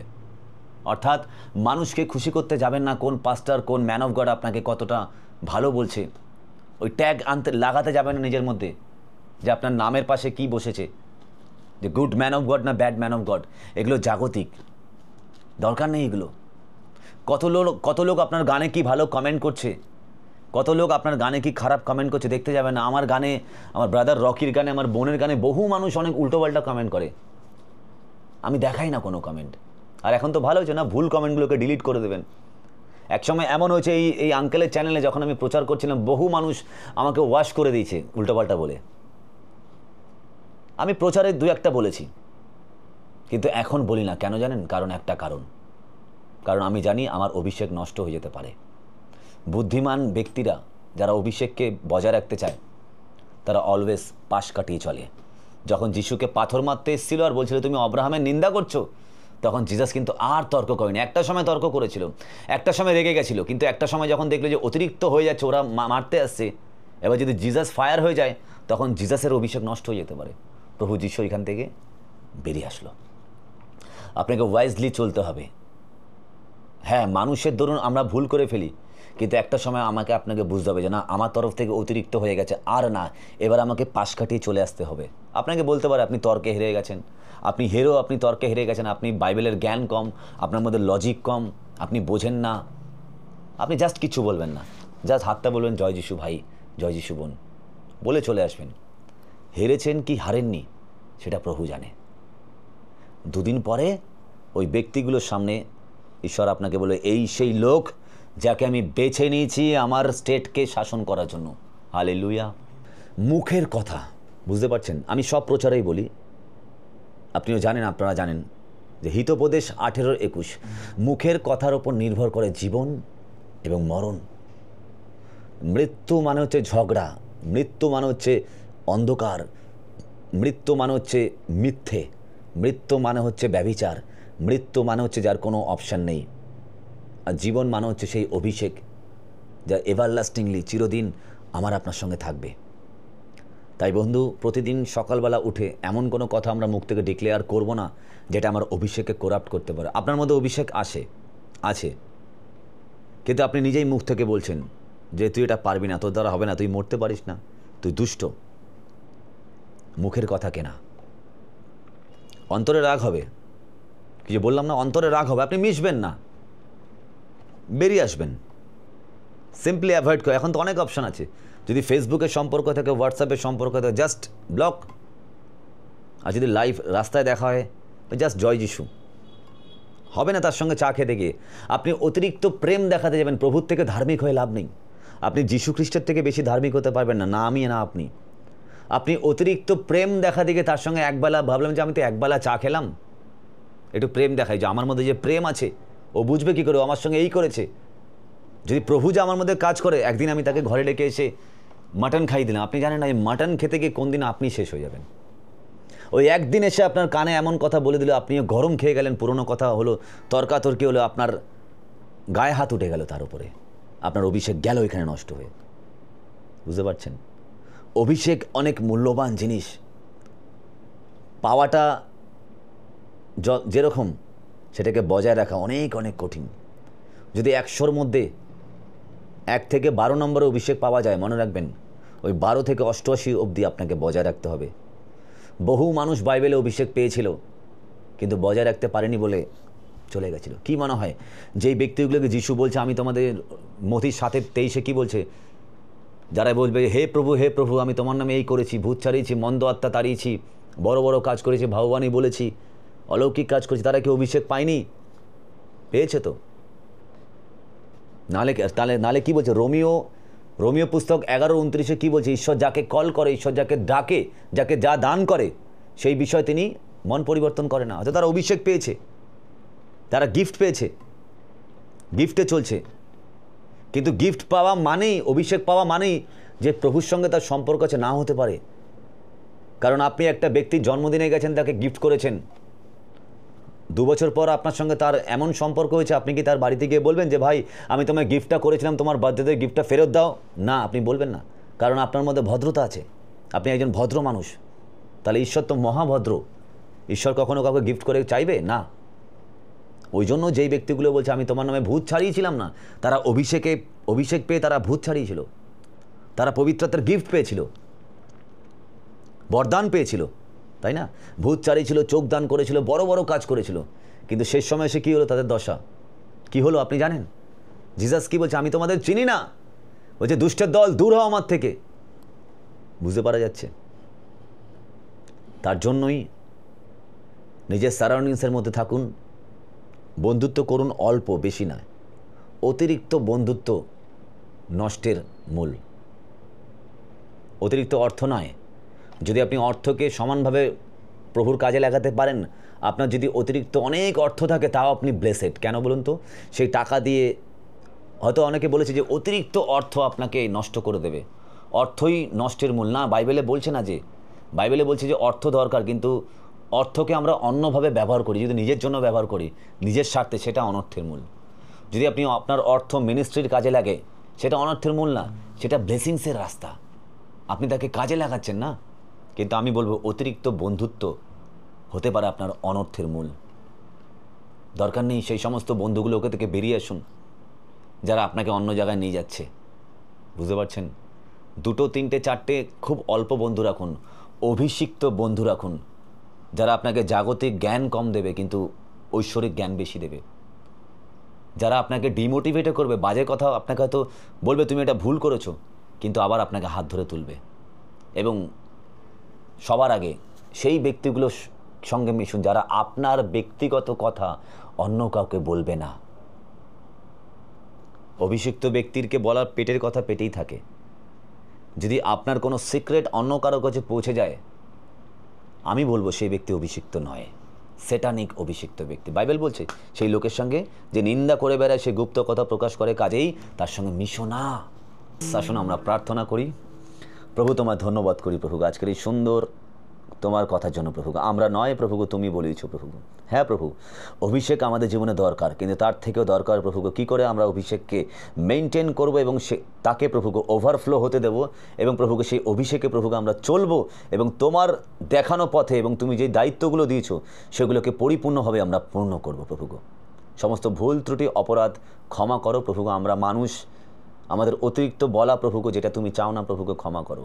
হ্যাঁ প্রভুকে, এবং সেই সমস্ত জঞ্জাল থেকে, সেই সমস্ত ব্ল্যাক শিপস থেকে প্রভুকে, সেই সমস্ত প্রভুকে করাপ্টেড জায়গা থেকে প্রভুকে আমাদেরকে তুমি প্রোটেক্ট করো প্রভু, বেরিয়ে আসতে সাহায্য করো। সেই সমস্ত টক্সিক রিলেশনশিপ থেকে প্রভুকে আমাদেরকে বেরিয়ে আসতে সাহায্য করো জিসাস। যা প্রভু গো আমাদের ভবিষ্যৎকে নষ্ট করে দেয়, অভিষেককে নষ্ট করে দেয়। প্রভু গো আমরা অ্যাট এ টাইম সবাইকে প্রেম করতে পারি না প্রভু গো। আমরা দুনিয়াকে জিতে নিয়ে যদি তোমায় হারাই, লাভ কি প্রভু গো? তাই প্রভু গো আমরা তোমায় জিতে নিই, কারণ তুমি দুনিয়াকে জিতে নিয়েছো। যদি আমরা তোমায় জিতে নিই প্রভু গো, তাহলে আমরা দুনিয়া এমনি এমনি জিতে যাব প্রভু গো। প্রভু গো আমাদের সঙ্গে থেকেও, আমার ভাই বোনদের সঙ্গে যারা আজকে দেখছে প্রভু গো, প্রত্যেকের সঙ্গে থাকো প্রভু গো। এই কথা জানি তাদের মনে প্রভু গো নতুন বীজ বপন করে এবং তা যথাসময়ে প্রভু গো ফল নিয়ে আসে। আমাদের সঙ্গে থেকো প্রভু গো, এভাবেই প্রভু গো আমাদেরকে এগিয়ে নিয়ে যাও প্রভু গো। তোমার গৌরবের জন্য আমাদেরকে ব্যবহার করো। সকলকে ভালো রেখো, তাদের আগামীকে আরও আরও আরও সাফল্যমণ্ডিত করো। সঙ্গে থেকো প্রভু যিশু নামে চাইলাম, আমেন, আমেন, আমেন।